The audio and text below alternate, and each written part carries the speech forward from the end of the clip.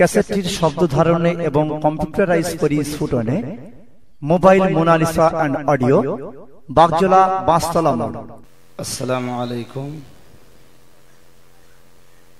নাহমাদুহু ওয়া নাস্তাঈনুহু ওয়া নাস্তাগফিরুহু ওয়া নু'মিনু বিহি ওয়া নাতাওয়াক্কালু আলাইহি ওয়া নাউযু বিল্লাহি মিন শুরুরি আনফুসিনা ওয়া মিন সাইয়্যাতি আ'মালিনা।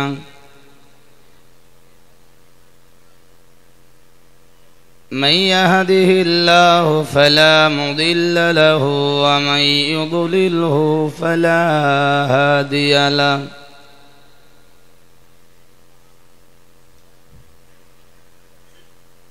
ونشهد أن لا إله إلا الله وحده لا شريك له.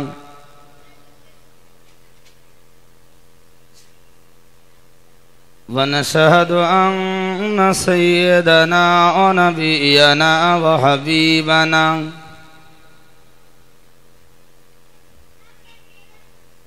ومولانا محمدا صلى الله عليه وسلم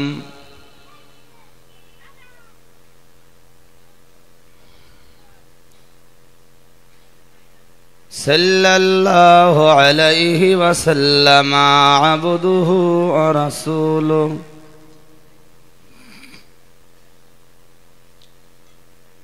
الذي أرسله بالحق بشيرا ونذيرا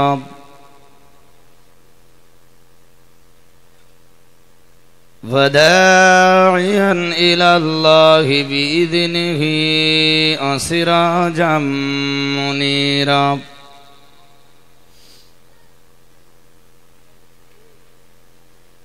فأعوذ بالله من الشيطان الرجيم.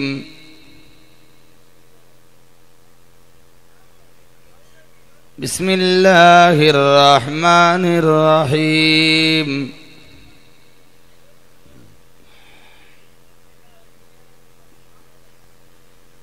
إن الله وملائكته يصلون على النبي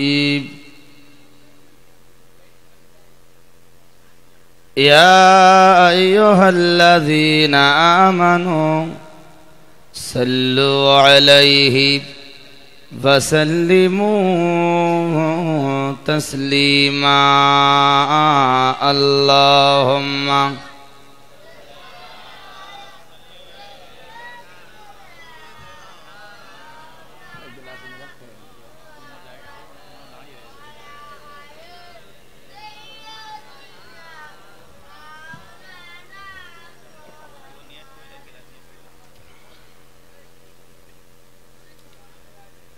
جاءنا محمد بشيرا نذيرا صلوا عليه كثيرا كثيرا. اللهم صل على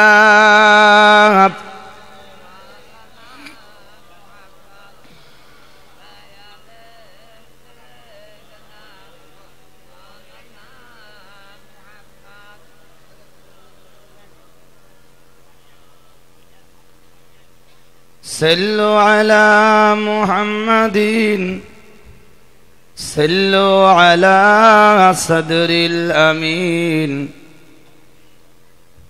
مصطفى ما جاء إلا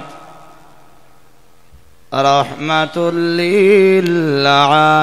للعالمين. اللهم صل على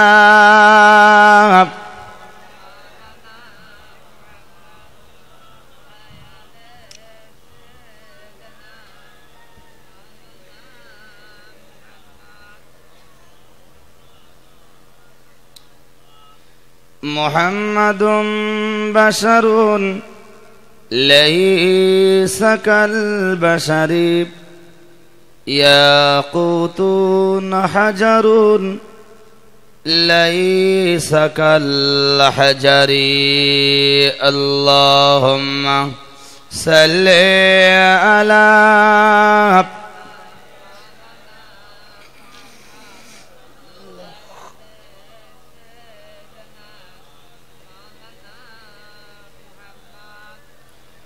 اللهم آمين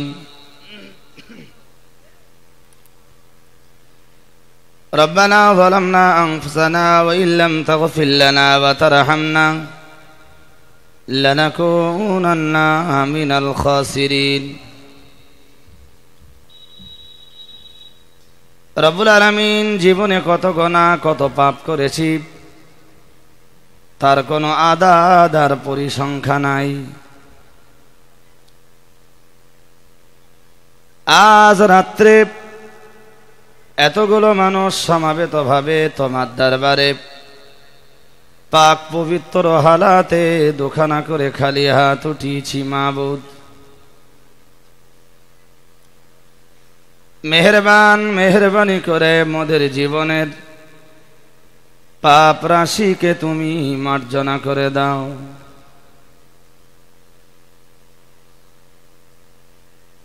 রব্বুল আলামিন যে পথে চললে তুমি খুশি, তোমার রাসূল খুশি হয়ে যান,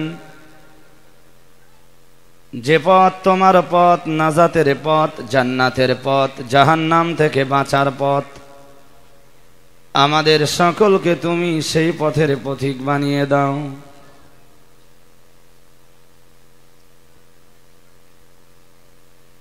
রব্বুল আলামিন পৃথিবীতে হক কথা যারা বলেন, হকের যারা সাহায্য করেন, সত্যের যারা মদদ করেন, সত্যের অতন্ত্র প্রহরী যারা, গায়বী ভাবে তাদের সকলের নসিবে তুমি মদদ কবুল করে নাও।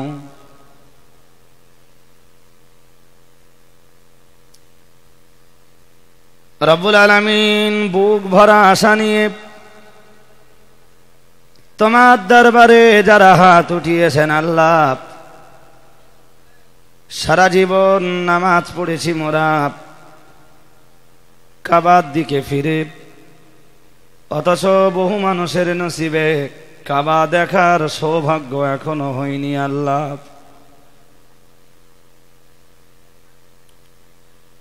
রব্বুল আলামিন তুমি ডাক না দিলে, তুমি আহ্বান না জানালে, তুমি তোমার মেহমান না বানালে তোমার কাবা দেখার সৌভাগ্য সারা জীবন আমাদের নসিবে হবে না আল্লাহ। আমার ভাইরা বাবাজিরা, জোয়ান যুবক বন্ধুরা, সারা জীবন যারা এখনো তোমার কাবা দর্শন করতে পারেননি, কাবার দিদার যাদের নসিবে জুটিনি, আল্লাহ একটা বার করে দিদারে কাবা তাদের সকলের নসিবে তুমি কবুল করে নাও। রব্বুল আলামিন যে নবী মদিনার সবুজ গম্বুজের তলায় শুয়ে উম্মতের জন্য কেঁদে কেঁদে চোখের পানিকে ভিজিয়ে ফেলছেন, হাসরের ময়দানে যে নবী আমাদের মতো গুনাহগার উম্মতদের জন্য বড় ব্যস্ত ত্রস্ত হয়ে পড়বেন, মাবুদ রে মেহেরবানি করে ওই নবীর রওজা আকদাসের ধারে দাঁড়িয়ে একবার করে আসসালাতু ওয়াসসালামু আলাইকা ইয়া রাসূলুল্লাহ বলে সালাত এবং সালামের নাজরানা পেশ করার তৌফিক সকলের নসিবে তুমি কবুল করে নাও। রব্বুল আলামিন ইসলামের জন্য সাহাবারা জীবন দিয়েছেন, অর্থ দিয়েছেন, বুকের টাটকা রক্ত তারা ঢেলে দিয়েছেন। ইসলামের জন্য মোরা কিছুই করতে পারিনি, কিছুই দিতে পারিনি আল্লাহ, তবে তোমার কাছে দাবি যতদিন বেঁচে আছি দুস্থ অসহায় অভাব ক্লিষ্ট দরিদ্র যারা তাদের পাশে দাঁড়িয়ে সহযোগিতা করবার তৌফিক সকলের নসিবে তুমি কবুল করে নাও।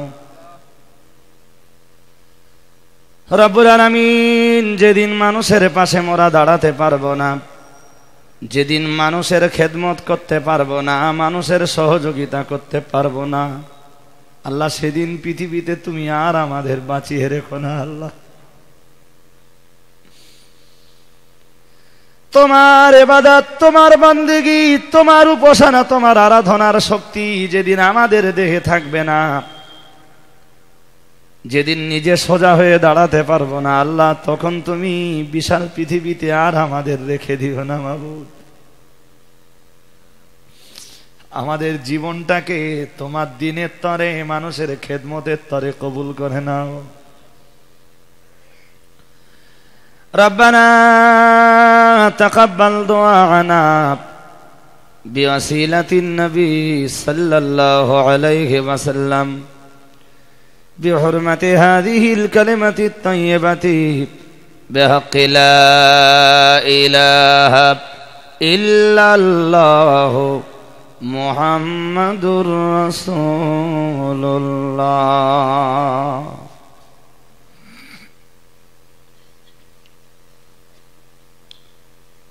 সাল্লাল্লাহু আলাইহি ওয়াসাল্লাম।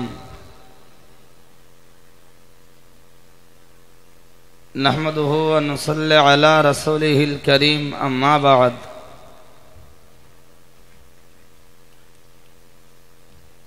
আউযু বিল্লাহি মিনাশ শাইতানির রাজীম। বিসমিল্লাহির রহমানির রহিম।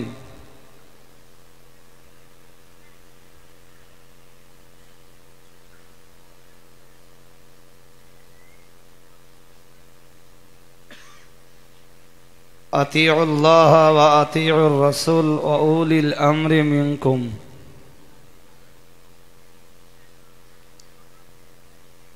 وقال النبي صلى الله عليه وسلم الله تعالى في عون عبده ما كان العبد في عون أخيه أو كما قال عليه الصلاة والسلام. আজকের মাহফিলের মাননীয়, বরণীয়, নির্বাচিত, নির্ধারিত, সর্বজন শ্রদ্ধেয় সাহেবে সাদার সভাপতি সাহেব,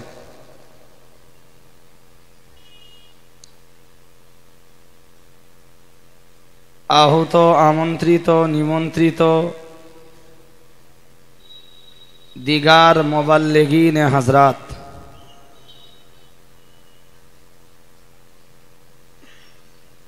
বিশেষত আজকের মাহফিলের প্রধান অতিথি, বিশেষ বক্তা, জামিয়া রহমানিয়ার ডাইরেক্টর, সিলসিলায়ে ফুরফুরা শরীফের একনিষ্ঠ হাতিয়ার, বিশিষ্ট ইসলামী চিন্তাবিদ, পশ্চিমবঙ্গ সুন্নাতুল জামাত সংগঠনের সুপ্রিমো, মহামান্য মুফতি সাহেব হুজুর কেবলা,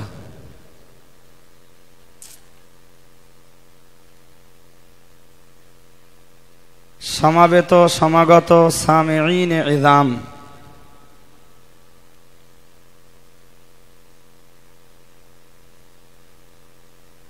দূরে অবস্থিতা পর্দানাসীনা আম্মাজান ও বোনেরা,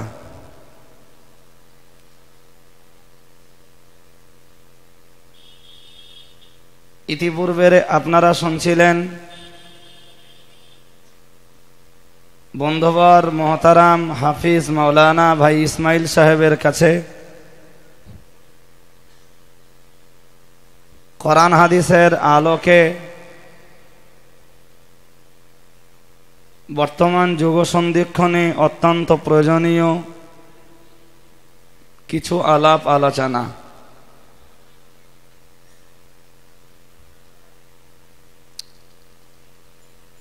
আমি এখানে আসবার আগে আর এখানে আসবার পরে বিভিন্ন জন বিভিন্ন রকম ওয়াজ করবার জন্যে আমাকে বলেছেন। যার যেটা মনে ভালো লেগেছে তিনি সে বিষয়ে বলবার জন্যে রিকোয়েস্ট করেছেন।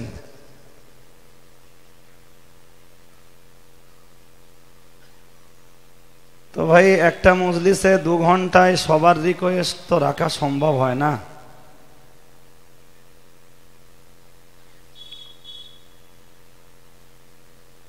তবুও সবার কথাকে মাথায় রেখে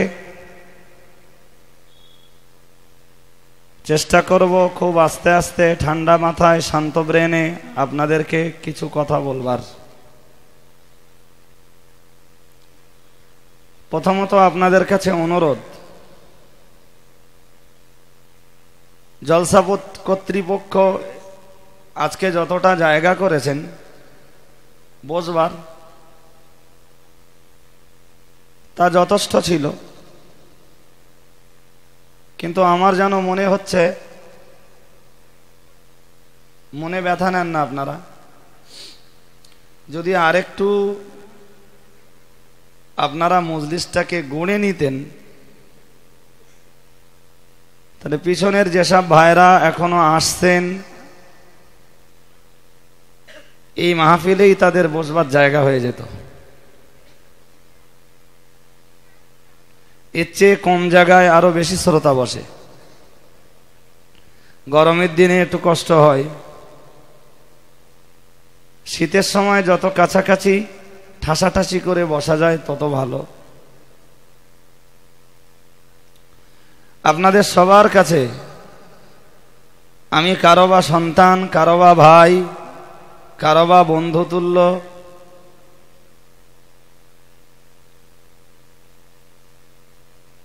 সবার কাছে আমি একান্ত অনুরোধ জানাচ্ছি, যিনি যেখানে আছেন যদি একটু একটু এগিয়ে এগিয়ে বসেন। উঠবার নিয়ত নয়, আমি ওয়াজ করতে বসেছি আমার ওয়াজ ভালো লাগবার জন্যও নয়, আর এটা প্রত্যেকটা শ্রোতার ভিতরে এই চিন্তাটা থাকতেই হবে, ওয়াজ ভালো লাগবে তাই শুনতে যাচ্ছি না। আর কোনো বক্তায় যদি শ্রোতা মাতানোর জন্য ওয়াজ করে, হাদিস শরীফে স্পষ্টই বিবরণ আছে বক্তা কোন চিন্তায় কোন ক্যাটাগরির ওয়াজ করবেন। আজ থেকে ১৫০০ বছর আগে রাসূলুল্লাহ তাও তার উম্মাতদেরকে শিখিয়ে গেছেন।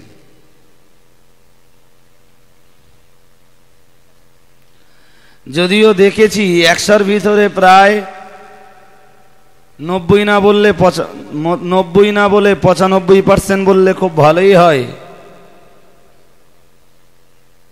১৫০০ বছর আগে রাসূলুল্লাহ ওয়াইজ আর বক্তাদের জন্য যে তরিকা, যে রাস্তা দেখিয়ে গেছেন, শতকরা অন্তত ৯৫ জনের পা অনেক আগেই পিছলে গেছে। কত বলেছি বলেন দিন? ৯৫% পা অনেক আগেই পিছলে গেছে। এবং আমি এই যে কথাটা আপনাদেরকে বললাম, এই কথাটার তত্ত্বভিত্তিক কোরআন এবং হাদিসের ব্যাখ্যা করে আপনাদের কাছে ছাড়িয়ে দিলে আশা করি সে কথাগুলো আপনারাও বুঝবেন। কিন্তু আমার আজকের বক্তব্য তা নয়।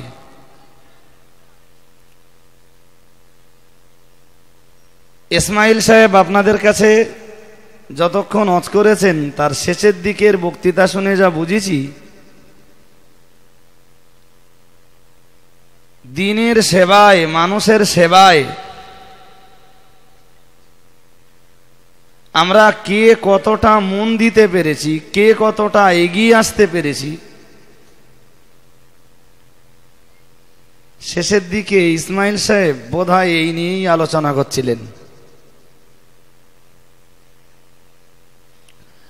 আমার সবকিছুর আলোচনার আগে একটা কথা আমি আপনাদের বলেই রাখছি, যা করব তো করব, মনে রাখবেন একটা কথা, মিষ্টির দোকানদার যারা মিষ্টি তৈরি করে সাধারণত তাদের ঘরে মিষ্টির খুব বেশি কদর আর মর্যাদা থাকে না।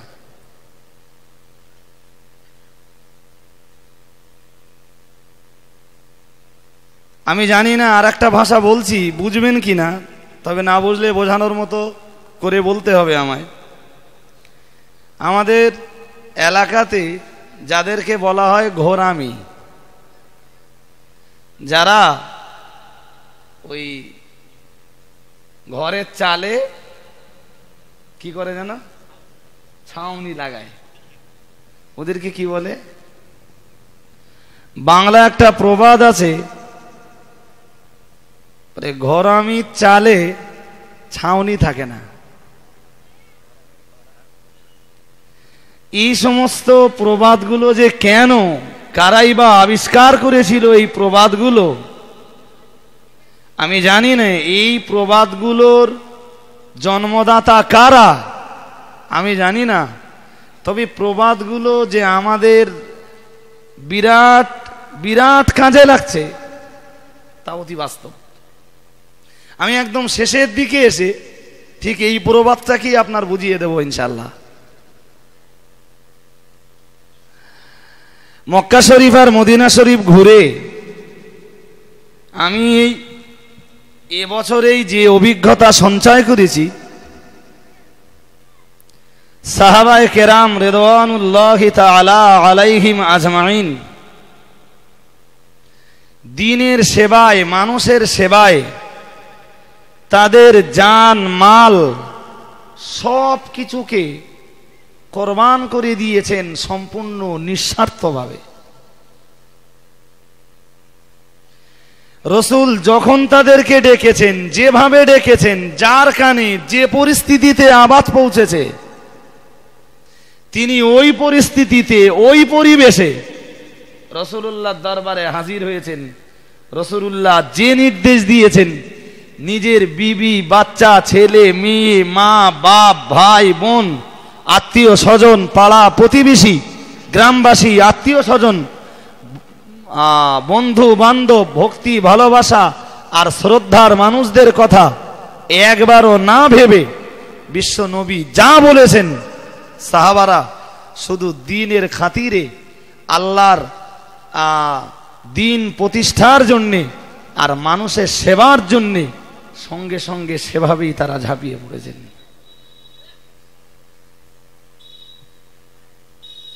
জি, আমাদের জীবনটা তো প্রায় কেটে গেল। আমার দাদুর জীবন কেটেছে আমার বাপের চিন্তা করতে করতে, আমার বাপের জীবনটা কেটেছে আমার আর আমার ভাইদের ভাবনা ভাবতে ভাবতে। আমার জীবনটা আল্লাহ তা না করুন যদি কেটে যায় আমার বেটার ভাবনা ভাবতে ভাবতে, তাহলে তো খানিকটা আত্মকেন্দ্রিক হয়ে গেল। আমি মানুষের জন্য করলামটা কি, মানুষের পাশে আমি কতটা দাঁড়াতে পারলাম, ইসলামের জন্য আমি কি করতে পারলাম, কোরআনের জন্য আমি কি করতে পারলাম, জনগণের জন্য আমি কি করতে পারলাম, দেশের জন্য আমি কি করতে পারলাম, দশের জন্য আমি কি করতে পারলাম, এটা তো জীবনে ভাবতেই হবে ভাই। আপনি যিনি যে স্তরের মানুষ হন, জানবেন দেশের ভাবনা ভাবার দায়িত্ব একজন মাস্টারের যতটা, ডাক্তারের যতটা, ইঞ্জিনিয়ারের যতটা, ভৌগোলিকের যতটা, দার্শনিকের যতটা, ঐতিহাসিকের যতটা, একজন শিক্ষিত বুদ্ধিজীবী আর জ্ঞানী মানুষের যতটা, নিশ্চয়ই মাঠে যারা শ্রম দিয়ে নিজেদের জীবনটাকে নির্ভর করে থাকে, দেশের জনগণের ভাবনা ভাবার দায়িত্ব তাদের ততটা নয়। যতটা ভাবনা দেশের মেম্বারের উপরে বর্তায়, দেশের জনগণের ভাবনার দায়িত্ব যতটা এলাকার অঞ্চল প্রধানের উপরে চাপে, নিশ্চয়ই ততটা দায়িত্ব মাঠে যারা নাঙল চালায় তাদের উপরে বর্তায় না। কি মনে করেন এই আসন পাওয়াটা কি বিরাট আনন্দের ব্যাপার? স্কুলের মাস্টারি চাকরি পেয়েছি মানে সে কি বিরাট আনন্দের কিছু? নাকি গ্রামের মেম্বার বা অঞ্চলের প্রধান হয়েছি তাতেই বিরাট আনন্দের কিছু আমার? এবারে কেউ যদি মনে ব্যথা নেন, আমার কিছু করার নেই, তবে আমি সম্পূর্ণ ন্যায় সত্যের জায়গাতে দাঁড়িয়ে কথাগুলো বলছি। যার রাজনীতির ভালোবাসা আপন জায়গায় থাকুক। এবছর এই পঞ্চায়েত ভোটের পরে প্রধান হওয়া নিয়ে মারামারি হয়, এরকম পর্যায়ে বহু জায়গায় ঘটেছে। কিন্তু তারা কি ভেবেছে একবার যে প্রধান হওয়া মানে দায়িত্বটা বেশি না কম?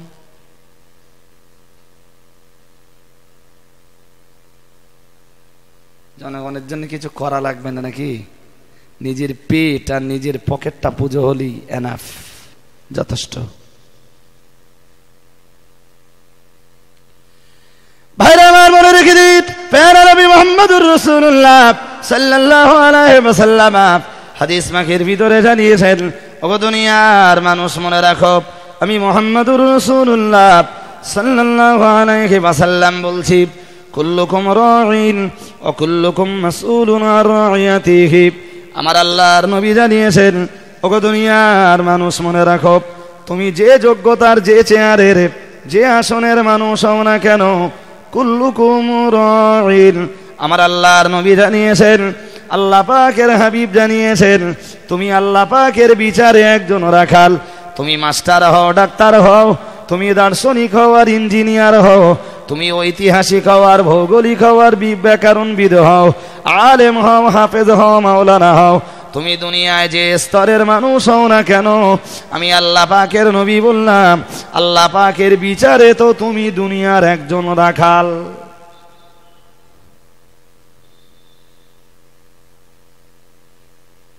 যারা শুনতে বসেছেন ওয়াজ, একদম শেষ পর্যন্ত শুনবেন, মুফতি সাহেবের ওয়াজ শুনবেন, বিদায় দোয়া মোনাজাত করবেন, তারপর বাড়ি যাবেন। অর্ধেকটা শুনে গেলি না আমার ওয়াজ কিছু বুঝবেন, মুফতি সাহেবের ওয়াজ যদি অর্ধেকটা শোনেন তার ওয়াজও কিছু বুঝতে পারবেন না। আমরা শুধু বই পড়ে ওয়াজ করিনি, খানিকটা ভাবি তারপর ওয়াজ করি। ভাইরা আমার মনে রেখে দিন, প্যারা নবী মুহাম্মদুর রাসূলুল্লাহ সাল্লাল্লাহু আলাইহি ওয়াসাল্লাম ওই হাদিসে আর একটু এগিয়ে যেয়ে বলেছেন, ওগো দুনিয়ার মানুষ মনে রাখো, আমি মুহাম্মদুর রাসূলুল্লাহ সাল্লাল্লাহু আলাইহি ওয়াসাল্লাম বলছি, দেশের রাজা যিনি, তিনি তার প্রজাদিগের জন্য রাখাল। আমার আল্লাহর নবী জানিয়েছেন, ওয়াকুল্লুকুম মাসউলুন আন রাইয়াতিহি। আর মহান আল্লাহ পাক রব্বুল আলামিন, আল্লাহ পাক রব্বুল আলামিন যাকে যতটা দায়িত্ব দুনিয়ায় দিয়েছেন, তিনি সেই দায়িত্ব কতটা পালন করেছেন সে ব্যাপারে মহান আল্লাহর কাছে হাসরের ময়দানে তাকে জবাবদিহি করা লাগবে। ও বাবাজিরা, ভাইরা, আমার আল্লাহর নবী জানিয়েছেন, দেশের রাজা যিনি, তিনি তার প্রজাদের প্রতি কি ব্যবহার করেছেন, সদ আচরণ করেছেন না অসদ আচরণ করেছেন, ভালো ব্যবহার করেছেন না দুর্ব্যবহার করেছেন, মহান আল্লাহ পাকের কাছে হাসরের ময়দানে দেশের রাজা মশাইকে সে ব্যাপারে জবাবদিহি করা লাগবে। ভারতবর্ষে তো বিভিন্ন জাতির বাস, কোন জাতিরে তুমি কোন চোখে দেখেছো? কোন জাতির প্রতি তুমি পক্ষপাতিত্ব করেছো কিনা, আপন কোলে ঝোল লাগিয়েছো কিনা, আল্লাহর কাছে জবাব দিতে হবে, তৈরি হও। তুমি রাজা, দেশের প্রধানমন্ত্রী আর মুখ্যমন্ত্রী বলে, পুলিশ প্রশাসন আর ফোর্স সব তোমার হাতে বলে যা ইচ্ছা তাই করবা, জবাব তোমাকেও সেই মালিক মাওলা রব্বুল আলামিন আল্লাহর কাছে দিতেই হবে। তুমি তাদের রাখাল, তুমি দেশের প্রধানমন্ত্রী নাও, তুমি রাজ্যের মুখ্যমন্ত্রী নাও, তুমি এমএলএ আর এমপি নাও, তোমাকে জানা দরকার দেশের যত জনগণ তোমাকে ভোট দিয়েছে বা সেই এরিয়াতে যত জনগণের বসবাস, তুমি তাদের জন্য রাখাল। তোমার তো এমএলএ এর মর্যাদা দিচ্ছি আমরা, কিন্তু আসলে তুমি আমাদের রাখাল।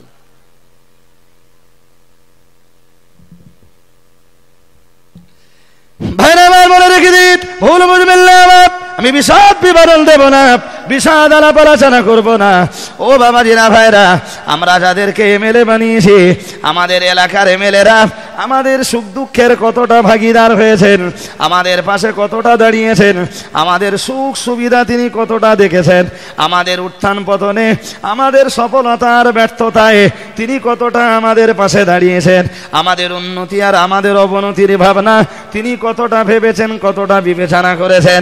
মহান আল্লাহ পাক রব্বুল আলামিনের কাছে হাসরের ময়দানে সে ব্যাপারে জবাব দেওয়া লাগবে।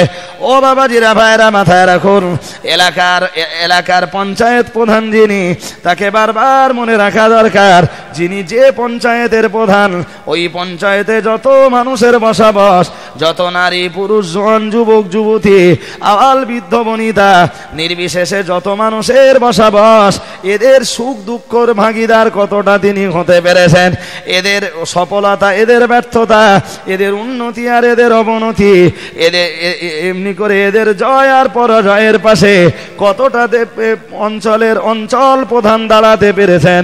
মহান আল্লাহ পাক রব্বুল আলামিন সে ব্যাপারে অঞ্চল প্রধানকে হাসরের মাঠে জিজ্ঞাসা করবেন। এখন অঞ্চল প্রধান যদি আল্লাহর কাছে জবাব দিতে পারে তো কপাল ভালো, অন্যথায় অঞ্চল প্রধানেরও সেদিন নিষ্কৃতি মিলবে না।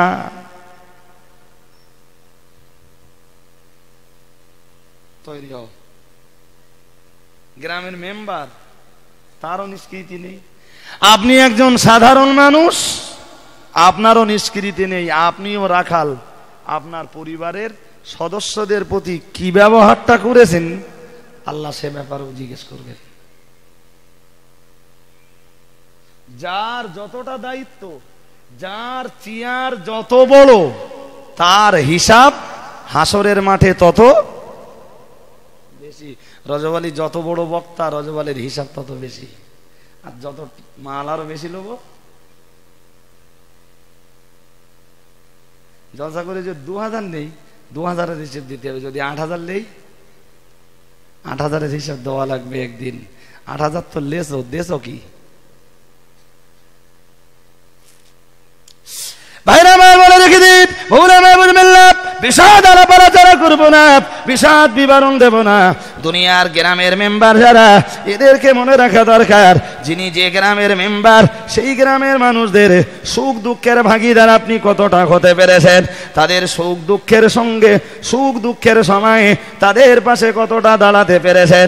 মহান আল্লাহ পাক রব্বুল আলামিন গ্রামের মেম্বারগুলোকে হাসরের ময়দানে সে ব্যাপারে জিজ্ঞাসা করবেন। ও বাবাজিরা ভাইরা, মহান আল্লাহ পাক রব্বুল আলামিন এই দুনিয়াতে যাকে ডাক্তারি চেয়ারে বসিয়েছেন, আল্লাহ যাকে চিকিৎসক বানিয়েছেন, তিনি তার রোগীদের ব্যাপারে কতটা দায়িত্ব পালন করেছেন, তার রোগীদেরকে কতটা যত্ন সহকারে দেখভাল করেছেন, সে ব্যাপারে মহান আল্লাহ পাক রব্বুল আলামিনের কাছে হাসরের ময়দানে দুনিয়ার ডাক্তারগুলোকে জবাব দেওয়া লাগবে। ও বাবাজিরা ভাইরা, দুনিয়ার ডাক্তার বাবুরা তারা শুধু পয়সা কামানোর ধান্দা করেছে না, রোগীর ট্রিটমেন্ট করেছে, মানুষের সেবা করেছে?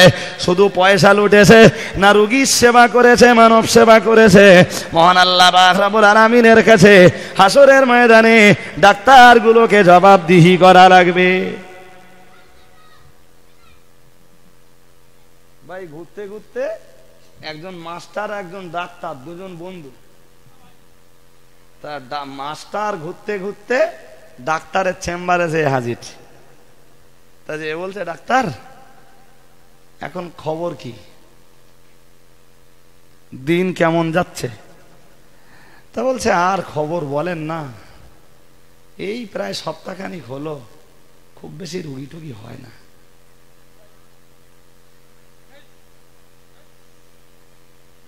সত্যি সত্যি কেউ ডাক্তার? কথা আপনারা এখনো বুঝতে পারেন এর ভেদ। যে ডাক্তারের জবান দিয়ে বেরিয়েছে, এক সপ্তাহ প্রায় কেটে গেল, রুগী খুব ভালো আসে না, সত্যি সত্যি কি ও ডাক্তার? রুগী ওর চেম্বারে ভর্তি হয়ে গেলি খুব ভালো হয়, তার মানে দেশের জনগণের যত বেশি রোগ হবে ও তত মঙ্গল। ও দোয়া করে কিনা আমার সন্দেহ হয়। হাসতেছেন কেন? ও যদি ওই কথাটা বলতে পারে, ও দোয়া করে না, আমি কি করে বিশ্বাস করব? ডাক্তারের তো কামনা হওয়া উচিত ছিল এটাই, আল্লাহ দেশের জনগণকে এতটা সুস্থ করো, দেশের জনগণকে এতটা ভালো রেখে দাও যে আমার মতো ডাক্তারের চেম্বারে যেন না আসতে হয়, আর ওষুধের ফ্যাক্টরিগুলো যেন বন্ধ হয়ে যায়, মানুষ সুস্থ থাক।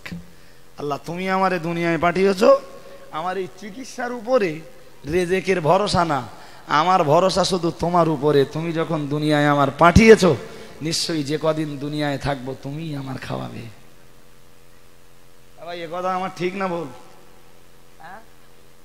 আমার ভরসা কি চাকরির উপরে হওয়া উচিত, না ওয়াজ করতেছি এর উপরে আমার রেজেকের ব্যাপারে নির্ভরশীল হওয়া উচিত?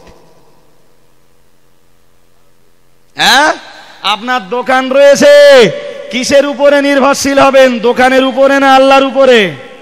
আজকে দোকান আছে, কালকে থাকবে না, সেদিন আপনার রেজেক দেবে কে? আজকে ব্যবসায় লাভ আছে, কালকে লস হবে, সেদিন আপনাকে খেতে দেবে কে? ভাইরা আমার বলে রেখে দিন, মহান রব্বুল আলামিন আল্লাহ কোরআন শরীফের ভিতরে জানিয়েছেন, হে দুনিয়ার মানুষ মনে রাখো, আমি আল্লাহ পাক রব্বুল আলামিন বললাম, ওয়া আলাল্লাহি ফালিয়াতাওয়াক্কালিল মুমিনুন। আমার আল্লাহ পাক রব্বুল আলামিন জানিয়ে দিয়েছেন, না না না না না, কোন মুমিনের রিজিকের ভরসা কখনো দোকানের উপরে হতে পারে না, ইট ভাটার উপরে হতে পারে না। আমার আল্লাহ পাক রব্বুল আলামিন জানিয়েছেন, তার ব্যবসা বাণিজ্যের উপরে হতে পারে না, তার ডাক্তারি অথবা মাস্টারির উপরে ভরসা হতে থাকতে পারে না, তার গাড়ির উপরে ভরসা থাকতে পারে না। আমার আল্লাহ পাক রব্বুল আলামিন জানিয়েছেন, ওয়া আলাল্লাহি ফালিয়াতাওয়াক্কালিল মুমিনুন। দুনিয়ার ঈমানওয়ালা মানুষ যারা, তারা কেবলমাত্র আল্লাহর উপরে নির্ভরশীল হবে। না না না না না, সে তার চাকরির উপরে নির্ভরশীল হতে পারবে না, সে তার ব্যবসা বাণিজ্য দোকানপাটির উপরে, ইট ভাটার জলকরের ব্যবসার উপরে নির্ভরশীল হতে পারবে না।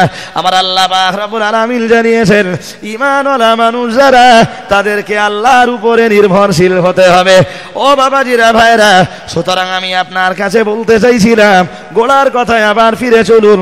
আমার আল্লাহর নবী জানিয়েছেন, তোমরা প্রত্যেকেই হলে এক একজন রাখাল, আর তোমরা তোমাদের দায়িত্ব কতটা পালন করেছো, হাসরের ময়দানে মহান আল্লাহর কাছে অবশ্যই সে ব্যাপারে তোমাদের জবাব দেওয়া লাগবে। ডাক্তার তার রুগীদের দেখভাল কতটা করেছেন?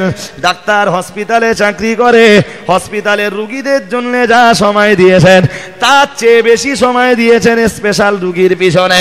হসপিটালে 8 ঘন্টা কাটিয়েছেন, আর বাইরের চেম্বারে ঘন্টার পর ঘন্টা কাটিয়েছেন। ও বাবাজিরা, ভাইরা, হসপিটালের এখনো ডাক্তারগুলি, এরা দুনিয়ার মানুষের চোখকে ফাঁকি দিতে পারবে, কিন্তু মহান আল্লাহর কাছে একদিন এদেরকে জবাবদিহি করা লাগবে। আপনি ডাক্তার বাবুর কাছে গেছেন, ডাক্তার আপনার সুবিধা অসুবিধা বুঝবার পরে আপনার প্রেসক্রিপশনে ওষুধ লিখবার আগে চিন্তা ভাবনা করছেন কোন ওষুধটা দেওয়া যায়। 1.5 টাকা দামের একটা ট্যাবলেট দিলে ভালো হয়ে যায়, 52 টাকা দামের ট্যাবলেট লিখে দিয়ে আপনার মতো গরিব মানুষকে ভুগিয়েছে কিনা, এ ব্যাপারেও মহান আল্লাহর কাছে ডাক্তারকে জবাব দিতে হবে।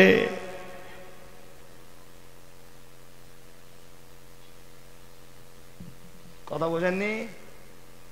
যে কোম্পানি, ওষুধ কোম্পানির কাছ থেকে গাড়ি পেয়েছে, 40,000 টাকা দামের মোবাইল পেয়েছে, ফ্রিজ পেয়েছে, তাতেই ডাক্তার 1.5 টাকা ট্যাবলেট দিলে আর 5.5 টাকা দামের ইনজেকশন দিলে ভালো হয়ে যেত হয়তো, তা না দিয়ে ইনজেকশন লিখেছে 102 টাকা করে দাম। এ গরিব বেচারা চালাতো ভ্যান, গিন্নি হসপিটালে ভর্তি। জি ভাই, কি করবে? ভ্যানটা বন্ধক দেছে। আরে গরিবের ঘরে রোগ হলি তো তাই হয়, ভ্যান বন্ধক দেয়, নইলে গিন্নির কানে বন্ধক দেয়, গলার বন্ধক দেয়, কি করবে সে? ডাক্তারগুলোকে মনে রাখা দরকার, এ ব্যাপারে আল্লাহর কাছে তোমাকেও জবাব দিতে হবে। তৈরি হও ভাইরা, আমার মনে রেখে দিন, বলতে বলতে অনেক দূর চলে এসেছি। ও বাবাজিরা ভাইরা, আমি আপনার কাছে ওয়াজ করতে বসেছি। কি ওয়াজ আপনাদের কাছে করব? কোরআন হাদিসের সঠিক ব্যাখ্যা করব, নির্ভুল ব্যাখ্যা করব না অপব্যাখ্যা করব? ও বাবাজিরা ভাইরা, আমি ইচ্ছা করলে কোরআন হাদিসের নির্ভুল ব্যাখ্যা আপনাদের কাছে করে যেতে পারি। আল্লাহ ক্ষমতা দিলে আমি সঠিক ব্যাখ্যা আপনাদের কাছে করে যেতে পারি, আবার আপনাদের কাছে অপব্যাখ্যা দিয়ে যেতে পারি। কিন্তু আমায় মনে রাখা দরকার, এই 2 ঘন্টার জন্য আপনাদের কাছে ওয়াজ করতে বসেছি। মহান আল্লাহ পাক রব্বুল আলামিন এই 2 ঘন্টার জন্য আমাকে আপনাদের জন্য রাখাল বানিয়ে দিয়েছেন। সুতরাং আপনাদের দায়িত্ব কতটা পালন করেছি সে ব্যাপারে মহান আল্লাহর কাছে হাসরের ময়দানে আমাকে জবাবদিহি করা লাগবে।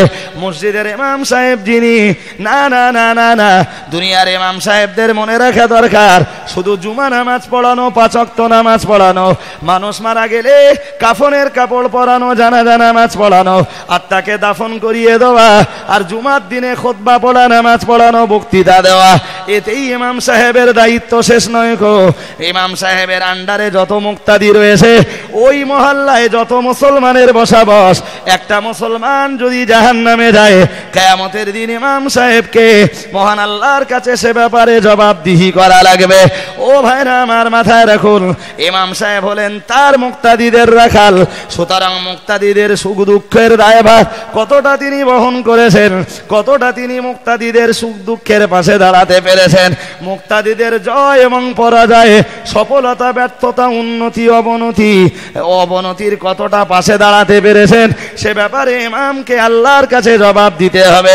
কারণ হলো এটাই, মহান আল্লাহ পাক রব্বুল আলামিন দুনিয়ার মসজিদের ইমাম যারা, তাদেরকে তার মুক্তাদিদের জন্য রাখাল বানিয়ে দিয়েছেন। ও ভাইরা আমার, মাথায় রাখুন, আমি আপনার কাছে বলতে বলতে অনেক দূর চলে এসেছি, আমি আপনার কাছে বর্ণনা দিতে দিতে অনেক দূর চলে এসেছি। সুতরাং এক কথায় আপনাকে বুঝে ফেলতে হবে, যিনি যে স্তরের মানুষ, যে যোগ্যতার মানুষ, অবশ্যই সে ব্যাপারে মহান আল্লাহর কাছে হাসরের ময়দানে জবাব দেওয়া লাগবে। ও বাবাজিরা ভাইরা, মনে করুন আমি স্কুলের মাস্টার, আমি স্কুলের মাস্টার, আমি স্কুলের দায়িত্ব কতটা পালন করেছি, আমার ছাত্র ছাত্রী যারা, তাদের লেখাপড়া ব্যাপারে কতটা যত্নবান হয়েছি, এবং তাদের আদর্শ গঠনের ব্যাপারে আমি কতটা ভূমিকা পালন করেছি, মহান আল্লাহ পাক রব্বুল আলামিনের কাছে দুনিয়ার মানুষ জবাব নাই বানেবার হোক, আল্লাহর কাছে মাস্টার মহাশয়কে জবাব দেওয়া লাগবে।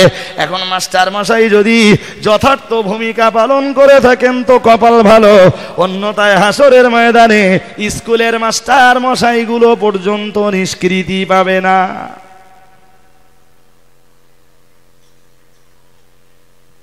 সব ধরা পড়বে যে আপনি মাস্টার, ডাক্তার, আলেম, হাফেজ, মাওলানা, কারি, ইমাম, মুয়াজ্জিন কিছুই নন, একটা পরিবারের গার্জিয়ান তো, একটা পরিবারের গার্জিয়ান তো।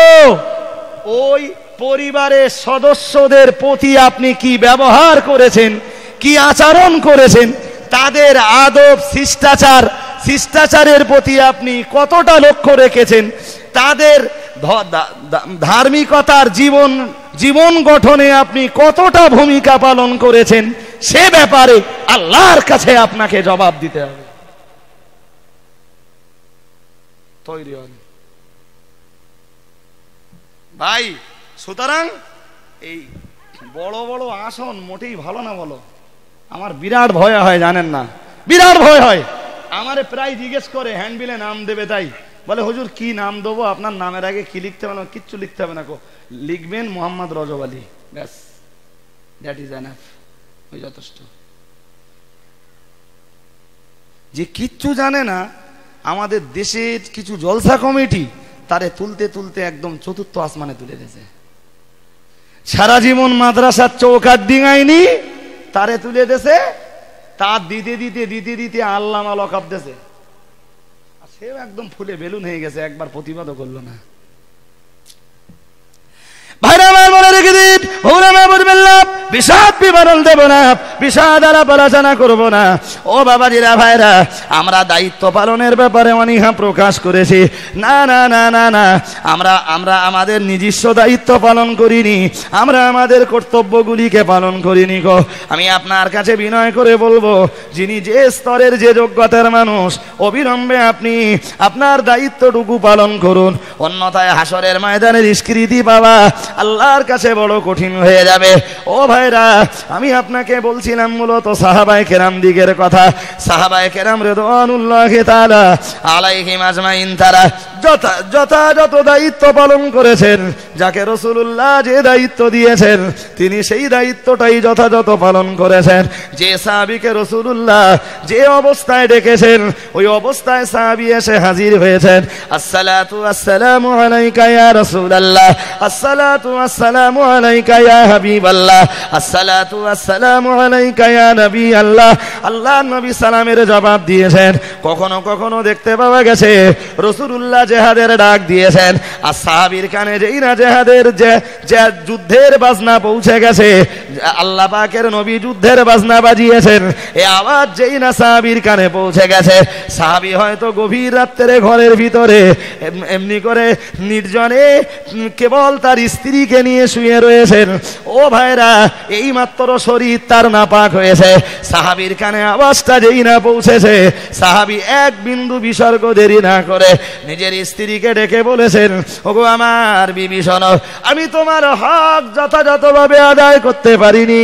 আল্লাহ পাকের নবী জিহাদের বাজনা বাজিয়ে দিয়েছেন। না না না না না, এখানে আমি আর দেরি করতে পারবো না। আল্লাহ পাকের হাবিব যখন আমায় আহ্বান জানিয়েছেন, আমি রাসূলুল্লাহর দরবারে চলে যাব। আল্লাহ পাকের নবী আমার উপরে যে দায়িত্বটা দেবেন ওই দায়িত্বটা আমি যথাযথভাবে যত্ন সহকারে পালন করবার চেষ্টা করব। সাহাবী নিজের বিবিকে ডেকে বলেছেন, বিবি তোমার হক আমি আদায় করতে পারিনি, বিবি তুমি আমায় মাফ করে দিও, ক্ষমা করে দিও। আল্লাহর নবী যদি আমাকে জিহাদের ময়দানে পাঠান, জিহাদের ময়দানে যে যদি আমি শহীদ হয়ে যাই, শত্রুদের তীরের আঘাতে তলোয়ারের আঘাতে আমি যদি আমার জীবনটাকে কোরবান করে দিতে পারি, আমি আল্লাহর কাছে শাহাদাতের মর্যাদা পাবো। না না না না না, দুনিয়ার মাটিতে তোমার সাথে আমায় দেখা হবে না, বিবি তোমার হক পরিপূর্ণভাবে আদায় করতে পারিনি, যথার্থ হক তোমার আদায় করতে পারিনি, বিবি তুমি আমায় ক্ষমা করে দিও। দুনিয়ার মাটিতে তোমার সাথে নাও বা যদি দেখা হয়, মহান আল্লাহ পাক রব্বুল আলামিন যদি রাজি থাকেন, হাসরের ময়দানে তোমার সাথে আমার আবার দিদার হবে। জোরে সোরে বলুন সুবহানাল্লাহ। আর একটু মন খুলে বলুন আত্মকেন্দ্রিক স্ত্রীর বিছানায় শরীর তখন নাপাক, শুধু আওয়াজটা এসেছে, সাহাবীর কানে রাসূল যুদ্ধের বাজনা বাজিয়েছেন, এই মুহূর্তেই রাসূলের দরবারে যেতে হবে। বিবিকে ডেকে বললেন, তোমার সাথে আজ জীবনে দেখা হবে না, আমি চলে গেলাম। তবে হাসরের ময়দানে আল্লাহ যদি রাজি থাকেন, তোমার চেহারা দেখে আমি সেদিন তোমারে চিনে নেব। আজকের দিনটা তুমি আমার ক্ষমা করো। ভাইরা আমার মনে রেখে দিন, আল্লাহ নবী সাহাবী, আল্লাহর হাবিব সাহাবী গোসল করবার মতো সময় নিলেন না। রাসূলুল্লাহ আমায় আহ্বান জানিয়েছেন, রাসূলুল্লাহ আমায় ডেকেছেন। না না না না না, আমি রাসূলুল্লাহ সাহাবী এক বিন্দু দেরি করব না। এখন যদি আমি গোসল আদায় করতে যাই, যে গোসলের অপরিহার্যতা আমার উপরে রয়েছে, এই গোসল যদি আমি যথাযথভাবে আদায় করতে যাই, আল্লাহ পাকের নবীর দরবারে যেতে আমার দেরি হয়ে যাবে। রাসূলুল্লাহর দরবারে যেতে আমায় দেরি করলে হবে না, অবিলম্বে নবীর দরবারে আমায় পৌঁছে যাওয়া লাগবে। সাহাবী নবীজির দরবারে এলেন, আসসালাতু আসসালামু আলাইকা ইয়া রাসূলুল্লাহ, আসসালাতু আসসালামু আলাইকা ইয়া হাবিবাল্লাহ। আল্লাহ পাকের নবী সালামের জবাব দিলেন। আল্লাহর নবী এক বিন্দু বিসর্গ দেরি না করে বললেন, ওগো আমার সাহাবীরা শোনো, আমি আল্লাহ পাকের নবী তোমাদেরকে বললাম, তোমার আগে অনেক সাহাবারা যুদ্ধের জন্য তৈরি হয়ে গেছেন, এমনকি যুদ্ধের দিকে তারা রওনা হয়ে পড়েছেন। আমি আল্লাহ পাকের নবী তো এতক্ষণ তোমার জন্য জন্য অপেক্ষা করেছিলাম। যাও সাহাবী, দেরি করো না, অবিলম্বে জিহাদের ময়দানে চলে যাও। রাসূলুল্লাহ আল্লাহ পাকের হাবিবের নির্দেশ শুনবার পরে সাহাবী জিহাদের ময়দানের দিকে রওনা দিলেন। ও ভাইরা আমার, মাথায় রাখুন, সাহাবী যুদ্ধের ময়দানে যে ওই নাপাক অবস্থায় শহীদ হয়ে গেলেন। ওগো ভাইরা, ইসলামের ইতিহাস বর্ণনা দিয়েছে স্পষ্টভাবে, ওহদের প্রান্তরে সাহাবী শহীদ হয়ে গেলেন।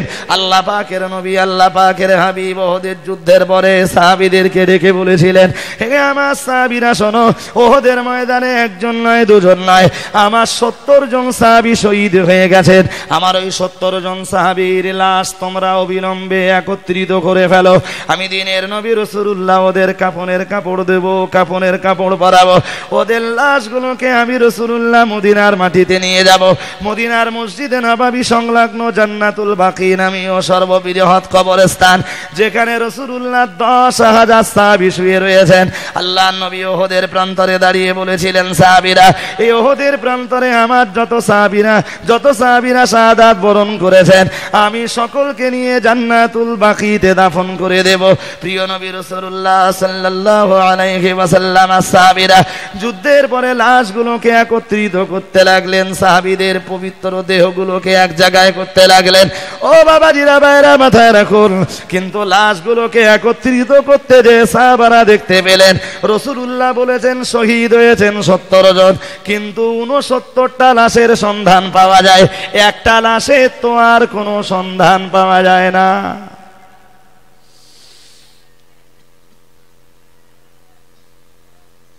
সাহাবারা নবীজিকে বললেন, হুজুর 69টা পাচ্ছি, একটা বাকি। নবীজি বললেন, একটা বাকি? বলল, জি হুজুর, একটা বাকি। রাসূল বললেন, পাহাড়ের পিছন দিকে যে একটু খুঁজে দেখো, পাওয়া যায় কি। ভাইরা আমার, মনে রেখে দিন, প্যারা নবী মুহাম্মদুর রাসূলুল্লাহ সাল্লাল্লাহু আলাইহি ওয়াসাল্লাম সাহাবীরা এক বিন্দু দেরি না করে পাহাড়ের পিছন দিকে চলে গেলেন। ওহদ পাহাড়ের পিছন দিকে যেয়ে দেখতে পেলেন আল্লাহ পাকের নবীর একজন সাহাবীর পবিত্র দেহ সেখানে পড়ে রয়েছে। আল্লাহর নবী সাহাবীরা আরো যখন ওই দেহ মোবারকটির কাছাকাছি হয়ে গেলেন, দেখতে পেলেন কোন মানুষ গোসল করে উঠলে, কোন মানুষ এই মাত্র গোসল করে উঠেছে। না না না না না, গায়ের পানি তখনও পর্যন্ত মুছে ফেলা হয়নি, তার শরীর থেকে যেমন পানি টপকে টপকে মাটিতে পড়ে, আল্লাহ পাকের নবীর ওই সাহাবীর শরীর থেকে পানি তেমন টপকে টপকে পড়ছিল। সাহাবায়ে কেরাম রিদওয়ানুল্লাহি তাআলা আলাইহিম আজমাইন আশ্চর্য হয়ে গেলেন। আজ আমরা যে চিত্র দেখেছি, জীবনে কোনো জিহাদের ময়দানে কখনো এরূপ চিত্র দেখিনি। আল্লাহর নবীর সাহাবীদের ভিতরে এনার লাশ আমরা খুঁজে খুঁজে পাচ্ছিলাম না। রাসূলুল্লাহ আমাদেরকে সন্ধান দিলেন, পাহাড়ের পিছনের দিকটা খুঁজবার জন্য আমাদের প্রতি নির্দেশ দিলেন। আমরা পাহাড়ের পিছনের দিকে চলে গেলাম, যে দেখতে পেলাম রাসূলুল্লাহ সাহাবীর লাশ পড়ে রয়েছে, আল্লাহর নবীর সাহাবীর পবিত্র দেহটি পড়ে রয়েছে। আর তার শরীর থেকে মানুষ গোসল করে উঠলে যেমন পানি টপকে টপকে জমিনে পড়তে থাকে, সেইভাবে পানি টপকে টপকে জমিনে পড়ছে। আল্লাহর নবী সাহাবারা লাশ পাকড়াও করে নিয়ে, সাহাবীর পবিত্র দেহটা পাকড়াও করে নিয়ে দয়ার নবী রাসূলুল্লাহ দরবারে এলেন, আল্লাহর হাবিবের দরবারে এলেন। আসসালাতু ওয়াসসালামু আলাইকা ইয়া রাসূলুল্লাহ, আসসালাতু ওয়াসসালামু আলাইকা ইয়া হাবিবাল্লাহ। হুজুর, আপনার সাহাবীর লাশ আমরা খুঁজে পাচ্ছিলাম না, আপনার নির্দেশ মতো পাহাড়ের পিছন দিকে চলে গেলাম, যে দেখতে পেলাম সাহাবীর পবিত্র দেহটা পড়ে রয়েছে। ইয়া রাসূলুল্লাহ, ইয়া হাবিবাল্লাহ, হুজুর, কিন্তু আমরা নতুন একটা চিত্র দেখেছি। হুজুর, 69 জন সাহাবীর লাশ একত্রিত করেছি, কোন শরীর থেকে কোন দেহ থেকে আমরা পানি টপকে টপকে পড়তে দেখলাম না, কিন্তু এই লাশটা থেকে আমরা টাটকা পানি কেন টপকে টপকে টপকে টপকে পড়তে দেখলাম। দিনের নবী রাসূলুল্লাহ সাল্লাল্লাহু আলাইহি ওয়াসাল্লাম আল্লাহর নবী কথা বলবার আগে চোখের পানি ফেললেন, নবী আমার কেঁদে ফেললেন। এ আমার সাহাবীরা, আসল ব্যাপারটা তোমরা জানো না। আমার এই সাহাবী হানজালা এর কানে যখন আওয়াজ পৌঁছে গিয়েছিল, আমি রাসূলুল্লাহ জিহাদের বাজনা বাজিয়ে দিয়েছি। আমার সাহাবী স্ত্রীকে নিয়ে তখনও শুয়েছিলেন, শুধু আওয়াজটা পৌঁছে গেছে, আওয়াজটা কানে চলে গেছে, আল্লাহ নবী যুদ্ধের বাজনা বাজিয়েছেন। আমার সাহাবী এক বিন্দু দেরি না করে, গোসল করলে দেরি হয়ে যাবে, সাহাবী গোসল না করে আমি রাসূলুল্লাহ আমার দরবারে চলে এলেন। আমি দিনের নবী জিহাদের ময়দানে পাঠিয়ে দিলাম। আমার সাহাবী গোসল করবার মতো সময় পাননি। দুনিয়ার যেসব মানুষেরা আল্লাহর দিন কায়েমের জন্য, ইসলাম কায়েমের জন্য যারা শহীদ হয়ে যান, ইসলামের জন্য, কোরআনের জন্য যারা শহীদ হয়ে যান, তাদের লাশকে গোসল দেওয়া হয় না। ওই অবস্থায় ওই রক্তাক্ত দেহে কাফন পরিয়ে তাদেরকে জানাজা পড়ে দাফন করে দেওয়া হয়। এ আমার সাহাবীরা, সেই সূত্রে আমার সাহাবী হানজালার দেহটা ছিল অপবিত্র, নাপাক। আমি রাসূলুল্লাহ, আমি আল্লাহর নবী, আমি আল্লাহর হাবিব তোমাদেরকে বলছি সাহাবীরা, আমার সাহাবী হানজালা ফরজ গোসল আদায় করবার মতো সময় পাননি বলে আল্লাহ পাকের ফেরেশতারা জিহাদের ময়দান থেকে লাশটাকে তুলে নিয়ে আল্লাহর রহমতের পানি দিয়ে আসমানে নিয়ে তারা গোসলের ব্যবস্থাটা করে দিয়েছেন।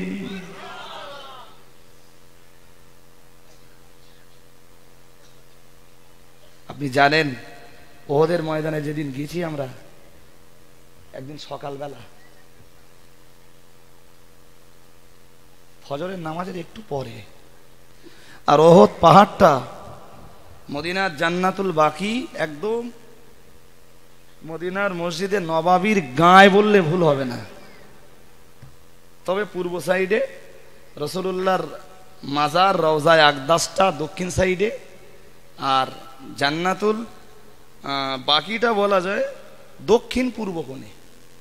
বিশাল বড় কবরস্থান, যেখানে শুয়ে রয়েছেন হযরত আম্মা জান আয়েশা সিদ্দিকা রাদিয়াল্লাহু তাআলা আনহা, যেখানে শুয়ে রয়েছেন যে ভাগ্যবতী নারী রাসূলুল্লাহকে দুধ পান করিয়েছিলেন, হযরত হালিমাতুস সাদিয়া রাদিয়াল্লাহু তাআলা আনহা, যে জান্নাতুল বাকিতে শুয়ে রয়েছেন রাসূলের প্রিয় সাহাবী হযরত ওসমানে গনি রাদিয়াল্লাহু তাআলা আন, যে জান্নাতুল বাকিতে শুয়ে রয়েছেন হানাফি মাযহাবের মাসলাগুলো যে সাহাবীর বর্ণিত হাদিস থেকে প্রমাণিত হযরত আব্দুল্লাহ ইবনে মাসউদ রাদিয়াল্লাহু তাআলা আন, যে জান্নাতুল বাকিতে শুয়ে রয়েছেন সাইয়্যিদাতু নিসাই আহলিল জান্নাহ, জান্নাতে নারীদের নেত্রী হযরত ফাতেমাতুজ জোহরা রাদিয়াল্লাহু তাআলা আনহা। ওই জান্নাতুল বাকি নামক বিরাট কবরস্থানটি মসজিদে নববীর তো প্রায় গায়ে। আর জান্নাতুল বাকিতে ঢুকলে জান্নাতুল বাকি থেকে ওহদ পাহাড় দেখা যায়, মনে হয় যেন ওহদ পাহাড়টা খুব কাছাকাছি, হেঁটে বোধহয় মিনিট 5-7 লাগতে পারে।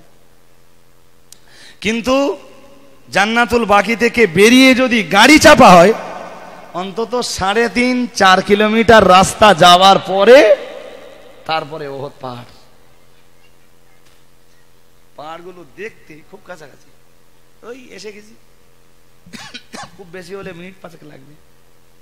কাবা শরীফের যে ঘড়িটা আছে জানেন, বিশাল ঘড়ি, 15-20 কিলোমিটার দূরতে দেখা যায়, আর যেন মনে হয় এই পাহাড়টার পিছনেই কাবা, ওই সেই ঘড়ি দেখা যাচ্ছে, কিন্তু আসলে তা না, অনেকটা দূর। ফজরের নামাজ পড়ে একটা গাড়ি চাপলাম, গাড়ি চেপে ওহদের প্রান্তরে গেলাম। ভাই সেই সিন আর সেই চিত্র আপনাদেরকে বলবার মতো না। শুধু আমি নই, যারাই ওহদের প্রান্তরে যায়, ওহদের মাটিতে পা দেওয়ার আগেই তাদের চোখ দিয়ে টপ টপ করে পানি গড়াতে থাকে। নবীর 70 জন সাহাবী ইসলামের জন্য নিজেদের বুকের রক্ত, টাটকা রক্ত ঢেলে দিয়েছিলেন। সাহাবারা বুকের টাটকা রক্ত দিয়েছিলেন। আর এই 70 জন সাহাবা যারা এই ওহদের প্রান্তরে শুয়ে রয়েছে, তারা নিজেদের জীবনকে ইসলামের জন্য শুধু কোরবান করে দিয়েছিলেন। ভাইরা আমার মনে রেখে দিন, প্যারা নবী মুহাম্মদুর রাসূলুল্লাহ সাল্লাল্লাহু আলাইহি ওয়াসাল্লাম আর সাহাবীরা যখন সাহাবীদের দেহ, পবিত্র দেহগুলোকে এক জায়গায় করলেন, নবীর মনের বড় ইচ্ছা ছিল দেহ, পবিত্র দেহগুলি রাসূলুল্লাহ সঙ্গে নিয়ে মদিনার মাটিতে চলে আসবেন আর মদিনার জান্নাতুল বাকিতে এসে মদিনার জান্নাতুল বাকি নামে কবরস্থানে দাফন করে দেবেন। অমিয়া ভালো করে মাথায় রাখুন, আল্লাহ নবী সাহাবীদের প্রতি নির্দেশ দিলেন, সাহাবীরা এক বিন্দু বিসর্গ দেরি করো না, আমার সাহাবীদের লাশগুলো নিয়ে চলো, মদিনার মাটিতে চলো, আমি জান্নাতুল বাকিতে যে এদেরকে দাফন করে দেব। নবী সাহাবীদের পবিত্র দেহগুলো, মুসলমান ভাইদের পবিত্র দেহগুলো নিয়ে যাবার জন্য তৈরি হয়ে গেলেন। আল্লাহর নবী আল্লাহর হাবিব মদিনার দিকে রওনা দিলেন, সাহাবারা মদিনার দিকে রওনা দিলেন। ওমিয়া ভালো করে মাথায় রাখুন, ওহদ পাহাড় নবীর পিছনে পিছনে চলতে লাগলো, আল্লাহর নবীর পিছনে পিছনে চলতে লাগলো। নবী আর পিছনের দিকে ফিরে তাকান না। 70 জন সাহাবী যে প্রান্তে শহীদ হয়েছেন, আমি মুহাম্মদ সাল্লাল্লাহু আলাইহি ওয়াসাল্লাম পিছনের দিকে দেখব না। ও বাবাজিরা ভাইরা, দিলের নবী রাসূলুল্লাহ সাল্লাল্লাহু আলাইহি ওয়াসাল্লাম আর পিছনে পিছনে ওহদ পাহাড় চলছিল। আল্লাহর নবী ওহদ পাহাড়ের দিকে তাকান না। ওহদ পাহাড়ের জবান খুলে গেল। আল্লাহর নবীকে ডেকে বলল, ইয়া রাসূলুল্লাহ, ইয়া হাবিবাল্লাহ, হুজুর আপনি আমার বুকে যারা টাটকা রক্ত ঢেলে দিয়েছেন, আমার বুকে যারা নিজেদের জীবনকে কুরবান করে দিয়েছেন, হুজুর আপনি তাদেরকে নিয়ে কোথায় চলেছেন? ইয়া রাসূলুল্লাহ, আমার বুক থেকে নিয়ে, আমার উপর থেকে নিয়ে যদি ওদেরকে আপনি মদিনার জান্নাতুল বাকিতে কবরস্থ করে দেন, জান্নাতুল বাকিতে নিয়ে যদি দাফন করে দেন, ইয়া রাসূলুল্লাহ সারা জীবন বিশ্বের যত মুসলমান মদিনার মাটিতে আসবে, মদিনার পবিত্র ভূমিতে যত মানুষের আগমন ঘটবে, আমি ওহদ পাহাড় মানুষ আমার কথা স্মরণ করবে না। ইয়া রাসূলুল্লাহ, ইয়া হাবিবাল্লাহ, ভালোবাসি আমি ওহদ পাহাড়, আপনাকে বড় ভালোবাসি, ভালোবাসি আমি আপনার সাহাবীদেরকে বড় ভালোবাসি, বিশ্বের মুসলমানদেরকে বড় ভালোবাসি। ইয়া রাসূলুল্লাহ, আপনার কাছে আমার দাবি, আপনি আমার বুকে যারা রক্ত ঢেলে দিয়েছে, জীবন দিয়েছে, হুজুর তাদেরকে নিয়ে আপনি মদিনার জান্নাতুল বাকিতে দাফন করে দেবেন না। হুজুর আমার বুকে তাদেরকে দাফন করে দেন। যুগে যুগে কিয়ামত পর্যন্ত যত মানুষ মদিনার পবিত্র ভূমিতে আসবে, ওহদের প্রান্তরের কথা মনে করবে, 70 জন শহীদের কথা মনে করবে, অন্তত আমার বুকে তারা আমার বুকে তাদের কদম দুটো রাখবে। ইয়া রাসূলুল্লাহ, ইয়া হাবিবাল্লাহ, হুজুর আপনার যত সাহাবী এই ওহদের প্রান্তরে শাহাদাত বরণ করেছেন, হুজুর আপনি কাউকে সঙ্গে নিয়ে যাবেন না, হুজুর আমার বুকে আপনি এদেরকে দাফন করে দেন। ও ভাইরা ভালো করে মাথায় রাখুন, আল্লাহর নবীর শহীদ হয়ে যাবার ওই 70 জন সাহাবীর ভিতরে একজন সাহাবীর নাম হলো হযরতে আমর ইবনুল জামু রাদিয়াল্লাহু তাআলা আনহু। তিনি ছিলেন রাসূলুল্লাহর একজন খোলা সাহাবী। আল্লাহর নবী আল্লাহর হাবিবের কাছে অনুমতি যখন চাইছিলেন, খোলাদের জন্য জিহাদের ময়দানে যাওয়া লাগে না। কোরআন শরীফে আল্লাহ বলে দিয়েছেন, লাইসা আলাল আমা হারাজুন ওয়ালা আলাল আরাজি হারাজুন। মহান রব্বুল আলামিন আল্লাহ কোরআন শরীফের ভিতরে জানিয়েছেন, না না না না না, দুনিয়ার অন্ধ মানুষ যারা তাদের জিহাদের ময়দানে যাওয়া লাগবে না, দুনিয়ার খোলা মানুষ যারা তাদেরও জিহাদের ময়দানে যাওয়া লাগবে না। নবীর ওই খোলা সাহাবী নবীজির কাছে এসেছেন, হুজুর মনের বড় চাহিদা, মনের বড় আগ্রহ, একটু জিহাদের ময়দানে যাব। আল্লাহ নবী বললেন, তুমি না খোলা, জিহাদের ময়দানে তোমায় যাওয়া হবে না। সাহাবী বললেন, ইয়া রাসূলুল্লাহ, জিহাদের ময়দানে আমাকে যেতে দিতে হবে। হুজুর আমার বেয়াদবি আপনি মাফ করুন, হুজুর আমার প্রতি আপনি রাগান্বিত হবেন না, চড়াও হবেন না। হতে পারি আমি খোলা, মন আমার খোলা নয় ইয়া রাসূলুল্লাহ, মন আমার দুর্বল নয়, শরীর আমার দুর্বল হতে পারে, আমি ফিজিক্যালি আনফিট হতে পারি, কিন্তু মনের দিক দিয়ে আমি আনফিট নই। ইয়া রাসূলুল্লাহ, ইয়া হাবিবাল্লাহ, হুজুর আমার একটু অনুমতি দেন, আমি জিহাদের ময়দানে যাব। ইয়া রাসূলুল্লাহ, বাড়ি বসে বসে বসে বসে এই কাপুরুষতার জীবন নিয়ে কি করব? জিহাদের ময়দানে যেয়ে দেখি না যদি শাহাদাতের সৌভাগ্য আমার নসিবে জুটে যায়, ইয়া রাসূলুল্লাহ শহীদ যদি হতে পারি আমার জীবনটা বড় ধন্য হয়ে যাবে। আল্লাহর নবী ওই খোলা সাহাবীকে অনুমতি দিলেন, হযরত আমর ইবনুল জামুকে অনুমতি দিলেন, যাও সাহাবী জিহাদের ময়দানে যাও, জিহাদের ময়দানে যাবার জন্য তোমার অনুমতি দেওয়া হলো। নবীর ওই খোলা সাহাবী জিহাদের ময়দানে চলে গেলেন, যুদ্ধের ময়দানে যে শহীদ হয়ে গেলেন। আল্লাহর নবী সাহাবীরা খাস করে যখন হযরত আমর ইবনুল জামু রাদিয়াল্লাহু তাআলা আনহু ওই খোলা সাহাবীর লাশটাকে যখন উটির পিঠে তুলে নিয়েছেন, মদিনার দিকে যখন রওনা দিয়েছেন, ওহদ পাহাড়ের জবান খুলে গেল। নবীকে ডেকে বলল, ইয়া রাসূলুল্লাহ, আপনার যে সাহাবী বারবার অনুরোধ জানিয়ে জিহাদের ময়দানে এসেছে, হুজুর মনের বড় আশা ছিল এই ওহদের প্রান্তরে শহীদ হয়ে যাবে। ইয়া রাসূলুল্লাহ, এই ওহদের প্রান্তরে যারা শহীদ হয়েছে, আমি ওহদ পাহাড় তাদের বড় ভালোবাসি, আপনাকে বড় মহব্বত করি, হুজুর নিয়ে যাবেন না আপনার সাহাবীদের লাশ নিয়ে যাবেন না? আর যদি আমার রিকোয়েস্ট, আমার অনুরোধ আপনি না রাখেন, হুজুর ওহদের প্রান্তরে শহীদ হয়ে যাবাব, লাশগুলোকে যদি আপনি মদিনায় নিয়ে যান, ইয়া রাসূলুল্লাহ, এক বিন্দু বিসর্গ পরিমাণ দেরি করব না। আমি ওহদ পাহাড় আপনার পিছনে পিছনে পিছনে পিছনে আমিও জান্নাতুল বাকির কাছাকাছি থাকতে চাই, হুজুর আমিও জান্নাতুল বাকিতে পৌঁছে যাব। ইয়া রাসূলুল্লাহ, আপনার কাছে আমার রিকোয়েস্ট, হুজুর ওহদের প্রান্তরে শহীদ হয়ে যাবাব, সাহাবীদেরকে আপনি যেন নিয়ে যাবেন না। দিনের নবী সাহাবীদেরকে ডেকে বললেন, সাহাবীরা দেরি করো না, আমি রাসূলুল্লাহ তোমাদেরকে বলে দিলাম, আমার সাহাবীদের কাফনের কাপড়ের ব্যবস্থা করো, আমি এদেরকে মদিনার জান্নাতুল বাকিতে নিয়ে দাফন করব না, এই ওহদের প্রান্তরে এদেরকে দাফন করব। ও ভাইরা ভালো করে মাথায় রাখুন, দিনের নবী সাহাবারা কাফনের কাপড়ের ব্যবস্থা করলেন। নবীজির ফুফু আম্মা ছুটে এলেন, হযরতে হামজা রাদিয়াল্লাহু তাআলা আনহুর জন্য একটা কাফনের কাপড় দিলেন। নবী সাহাবীদেরকে ডেকে বললেন, সাহাবীরা এই কাফনের কাপড়টা আমার চাচা হামজার জন্য। আল্লাহর নবী কাফনের কাপড়ের একটা মাথা ধরলেন, আর একটা মাথা সাহাবীদের হাতে দিলেন। নবীজি বললেন, আমার চাচার কাফনের কাপড়টা পরানো হোক। ও মিয়া ভালো করে মাথায় রাখুন, আল্লাহর নবী একবার টানেন আর সাহাবী একবার টানেন, একবার মাথার দিকে উঠে যায়, পা আলগা হয়ে যায়, আবার পায়ের দিকে যখন টেনে দেওয়া হয়, হযরতি হামজার মাথার দিকটা তখন আলগা হয়ে যায়।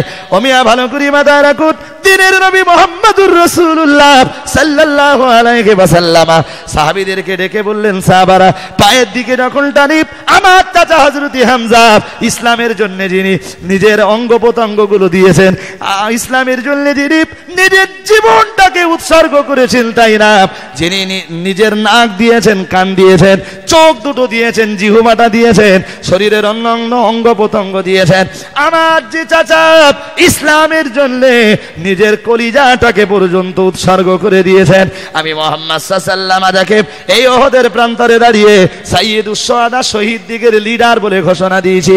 হে আমার সাহাবীরা, এক বিন্দু দেরি করো না, আমার সেই চাচা হযরতি হামজা রাদিয়াল্লাহু তাআলা আনহুর পায়ের দিকে যখন আমি কাপড়টা টেনে দেই, মাথার দিকটা আলগা হয়ে যায়, আর মাথার দিকটা যখন টেনে দেই, পায়ের দিকটা আলগা হয়ে যায়। হে আমার সাহাবীরা, মদিনার মাটিতে ইসখির নামীয় সাদা ঘাস পাওয়া যায়। ওগো আমার সাহাবীরা, ওই ইসখির নামীয় সাদা ঘাসটা নিয়ে এসো, আমি মুহাম্মদ সাল্লাল্লাহু আলাইহি ওয়াসাল্লাম আমার চাচার কাফনের কাপড়টা মাথার দিকে টেনে বেঁধে দেব, আর পায়ের দিকে ইসখির নামীয় ঘাস দিয়ে আমার চাচাকে এখানে এই ওহদের প্রান্তরে আমি দাফন করে দেব। ভাইরা ভালো করে মাথায় রাখুন, নবী সাহাবীদের পরিপূর্ণ কাফনের কাপড়টুকু জুটলো না। দিনের নবী মুহাম্মদ সাল্লাল্লাহু আলাইহি ওয়াসাল্লাম 70 জন সাহাবীর জানাজা নামাজ আদায় করলেন, আর নামাজের পরে নবীজি ওদেরকে দাফন করে দিলেন। হোমিয়া ভালো করে মাথায় রাখুন, আজ ওদের প্রান্তরে যারা গেছেন, প্রায় চতুর্দিকে প্রাচীর দিয়ে বেষ্টনীর ভিতরে নবীর 70 জন সাহাবী শুয়ে রয়েছেন, সেখানে নতুন করে কাউকে কবরস্থ করা হয় না, কবর দেওয়া হয় না। হাজী সাহেবরা যখন ওদের প্রান্তরে যান, নবীর প্রিয়তম চাচা, খাস করে নবীর রাসূলুল্লাহর প্রিয়তম চাচা হযরতে আমির হামজা রাদিয়াল্লাহু তাআলা আনহুর কবরটা যখন হাজী সাহেবদের নজরে আসে, চোখ দিয়ে টপ টপ টপ টপ করে পানি পড়তে থাকে। ইসলামের জন্য নিজেদের রক্ত দিয়েছেন, জীবন দিয়েছেন। ও বাবাজিরা, ভাইরা, আল্লাহর নবী, আল্লাহর হাবিব ওহদের প্রান্তর থেকে মদিনায় চলে এলেন। এক বছর পরে দিনের নবী রাসূলুল্লাহ শহাদায়ে ওহদ যারা, তাদেরকে দেখবার জন্য গেলেন, তাদের সঙ্গে জিয়ারাতের জন্য গেলেন। শহাদায়ে ওহদের কথা, ওহদের প্রান্তরে যারা শহীদ হয়েছেন, নবীর মনে মনে মনে যখন মাঝে মাঝে মনে হতো, আল্লাহর নবী শহাদায়ে ওহদের একটু দেখতে যেতেন, জিয়ারাতে যেতেন। অমিয়া ভালো করে মাথায় রাখুন, এক বছর পরে দিনের নবী শহাদায়ে ওহদের সাথে যখন দেখা করতে এলেন, আল্লাহর নবী শহাদায়ে ওহদের সাথে দেখা করতে এসে বললেন, হাদা জাবালু ইউহিব্বুনা ওয়া নুহিব্বুহু। আল্লাহর নবী বলেছিলেন, হে আমার সাহাবীরা শোনো, আমি মুহাম্মদ সাল্লাল্লাহু আলাইহি ওয়াসাল্লাম বলে দিলাম, এই তো সেই পাহাড়, যে পাহাড়টা আমি রাসূলুল্লাহ আমাদেরকে বড় মহব্বত করে। আল্লাহর নবী পরেই বললেন, শুধু ওই পাহাড়টা আমাদেরকে মহব্বত করে তাই না, আমি মুহাম্মদ সাল্লাল্লাহু আলাইহি ওয়াসাল্লাম, আমি এবং আমার সাহাবীরাও ওই উহুদ পাহাড়টাকে বড় মহব্বত করে। জোরে সোরে বলুন সুবহানাল্লাহ।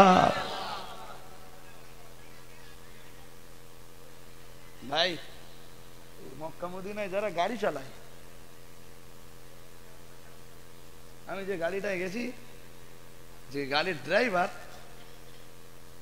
আমি উহুদ পাহাড়টা দেখার সঙ্গে সঙ্গে বুখারীর ওই হাদিসটা মনে পড়েছে, শুধু খানিকটা পড়েছি, হাদা জাবালু ইউহিব্বুনা, ওই পর্যন্ত পড়েছি বুখারীর হাদিস। একদম ড্রাইভারের পাশে আমার সিট, সামনে, যে আরো এক বিন্দু না দেরি না করে পড়ছে পরের অংশটা, অনুহিব্বুহু। সুবহানাল্লাহ বলবেন, আর একটু মন খুলে বলবেন। ওদের হাদিসের উপরে কতটা দক্ষতা। তবে একটা জিনিসে, একটা ব্যাপারে আমি খুব গভীর পর্যবেক্ষণ করে সিদ্ধান্ত নিয়েছি, তবে আরেকটু পর্যবেক্ষণ করলে আর আরেকটু রিসার্চ গবেষণা করলে বড্ড ভালোই হতো। যদি বলেন কি, খুব আস্তে আস্তেই বলছি, একটু বুঝুন। রাসূলুল্লাহ ইন্তেকালের পরে, সাহাবীদের ইন্তেকালের পরে, তাবেঈনদের ইন্তেকালের পরে দ্বীনের জন্য, ইসলামের জন্য, কোরআনের জন্য, মানুষের জন্য সাহাবীদের তো একটা বিরাট খেদমত।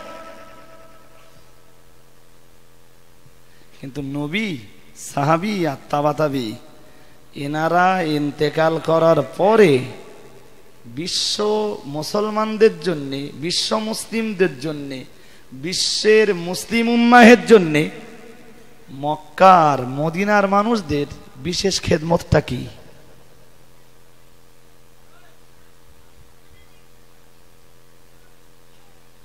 কথা বলতে পারেননি? আবার বলছি, বুঝে নেন। রাসূলুল্লাহ, সাহাবীগণ এবং তাবেঈগণ, ইনারা ইন্তেকালের পরে বিশ্ব মুসলিম উম্মাহের জন্য মক্কার মদিনাবাসীদের বিশেষ খেদমতটা কি?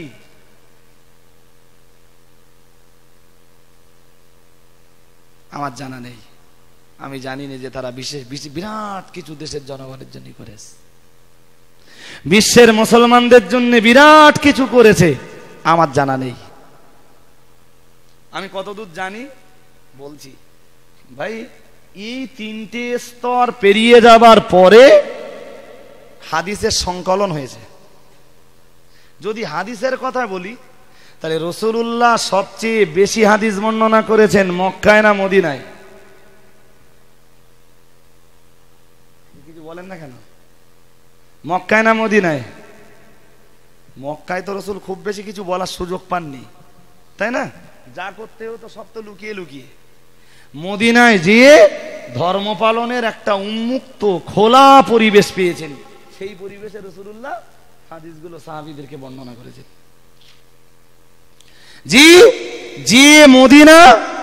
যে মদিনার মাটিতে রাসূল সবচেয়ে বেশি হাদিস বর্ণনা করেছেন, আপনি আমাকে বলে বোঝান বিশ্বের হাদিসের ইমামদের ভিতরে, সারা পৃথিবীর মাটিতে হাদিসের বিশুদ্ধ কিতাবগুলির ভিতরে বিশেষ কিতাব হলো 6খানা, বুখারী, মুসলিম, আবু দাউদ, নাসাই, ইবনে মাজাহ, তিরমিজি। এই 6খানা কিতাবকে একসাথে বলা হয় সিহাহ সিত্তা, তার মানে 6খানা বিশুদ্ধ হাদিসের কিতাব। আপনি আমারে বলবেন এই 6টা কিতাবের সংকলক যারা, 6টা কিতাবের ভিতরে কোন কিতাবের সংকলকের বাড়ি বা জন্ম মদিনায়?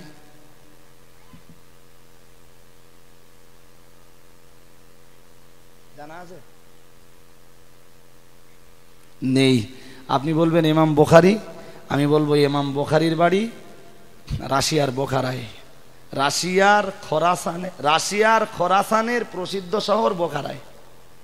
আপনি বলবেন ইমাম মুসলিম, যিনি মুসলিম শরীফ সংকলন করেছেন।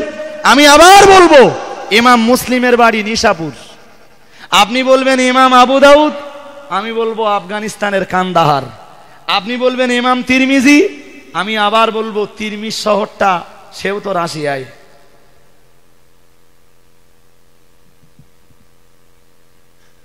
তাহলে রাসূলুল্লাহ যখন মদিনার মাটিতে সবচেয়ে বেশি হাদিস বর্ণনা করেছেন, রাসূল ইন্তেকালের পরে, সাহাবীরা ইন্তেকালের পরে, আর তাবেঈরা ইন্তেকালের পরে হাদিসের সবচেয়ে বেশি খেদমত করা তো উচিত ছিল কাদের? ভাই আমার কথা বুঝতে পারছেন নাকি? করেছে মদিনাবাসীরা।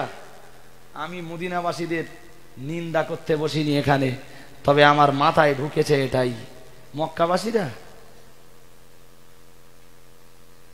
তাদের হাব ভাব যা, এখন যা তাদের ধর্মীয় কৃষ্টি কালচার দেখে আপনি তাদের প্রতি আদৌ সন্তুষ্ট হতে পারবেন না।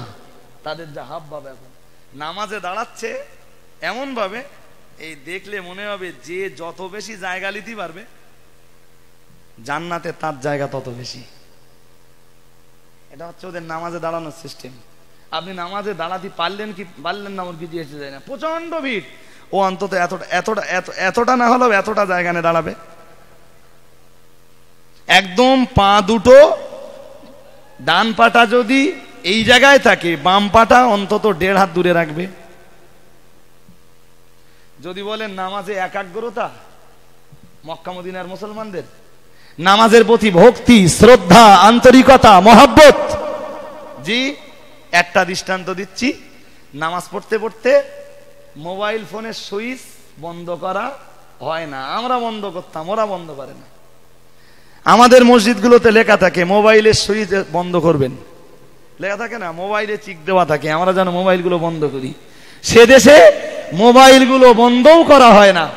ওই মোবাইলগুলো সুইচ অন করা অবস্থাতেই নামাজে দাঁড়িয়ে গেলে, কেউ ফোন করলে পকেটে ফোনটা টেনে বার করে ফোনটা রিসিভ করে তার সাথে কথা বললে, আর কথাবার্তার ভিতর দিয়ে এটা বলল যে আমি নামাজে আছি, নামাজের পরে করছি, তার ভাষাতে বলল। আচ্ছা ভাই, আমাদের দেশের কেউ যদি করে কি ফতোয়া দেবেন? বলতে হবে তো আপনাদের, তার নামাজ হবে? জি নামাজ পড়তে পড়তে মোবাইল ফোন ধরেছে, তার নামাজ হবে? এই ওদের নামাজ। মক্কা মদিনার কোন জায়গায় হজ যারা করে ফিরে এসেছেন, আপনি তাদের কাছে শুনে দেখবেন, শুধুমাত্র ফরজ নামাজ ছাড়া সুন্নাত, নফল, ওয়াজিব কোন রকম কোন নামাজ পড়ে আপনি তৃপ্তি বা শান্তি কোনটা পাবেন না। কারণ এটাই, আপনাকে তৃপ্তি আর শান্তি পাওয়া তো দূরের কথা, আপনারে পড়তেই দেবে না, দাঁড়াতেই দেবে না। পড়তে গেলেই আপনার মতো নিরাপদ জায়গা একটা খুঁজে লেতাই পড়তে হবে, যেখানে সেখানে নামাজ। জি সুন্নাত নামাজের কোনো কদর নেই, নফল নামাজ তো বহু যোজনা দূরের কথা। যদি বলেন জোহরের সুন্নাত, জোহরের নামাজের আগে 4 রাকাত মক্কা মদিনার মানুষের পড়া লাগে না। যদি বলেন জোহরের ফরজ নামাজের পরে 2 রাকাত সুন্নাত, 2 রাকাত নফল, মক্কা মদিনার মানুষের পড়া লাগে না। মাগরিবের 2 রাকাত সুন্নাত, 2 রাকাত নফল, মক্কা মদিনার মানুষের পড়া লাগে না। ওরা শুধু ফরজ নামাজটাই পড়ে। একাগ্রতা ধর্মের ব্যাপারে, জি যে মক্কার যে মদিনা, আমি বারবার ভাবতাম আল্লাহ, যে মক্কার যে মদিনা সারা পৃথিবীর মুসলমানদের জন্য সর্বশ্রেষ্ঠ ধর্মীয় কেন্দ্র, যে মক্কার যে মদিনা সারা পৃথিবীর মুসলমানদের জন্য সর্বশ্রেষ্ঠ ইবাদতের জায়গা, সবচেয়ে বেশি বেশি নেকির জায়গা, সেই মক্কার মদিনার মুসলমানদের অবস্থা এরকম হবে কেন? দেশের জন্য, জনগণের জন্য তো তাদের করার কিছু দরকার ছিল। কি করেছে আমার বলে বোঝান? তাদের ভোগ, তাদের বিলাসিতা, তাদের আরাম প্রিয়তা দেখলে আপনি অবাক হয়ে যাবেন। এরা এত ভোগী, এরা এত আরাম প্রিয়, এরা এত বিলাসী। আমি কোনোদিন দেখিনি কোন সৌদিকে, কি মক্কায়, কি মদিনায়, কি জেদ্দায়, যতদূর গেছি কোনোদিন দেখিনি কোন সৌদি রাস্তা দিয়ে হেঁটে যাচ্ছে। কেন? হোয়াই?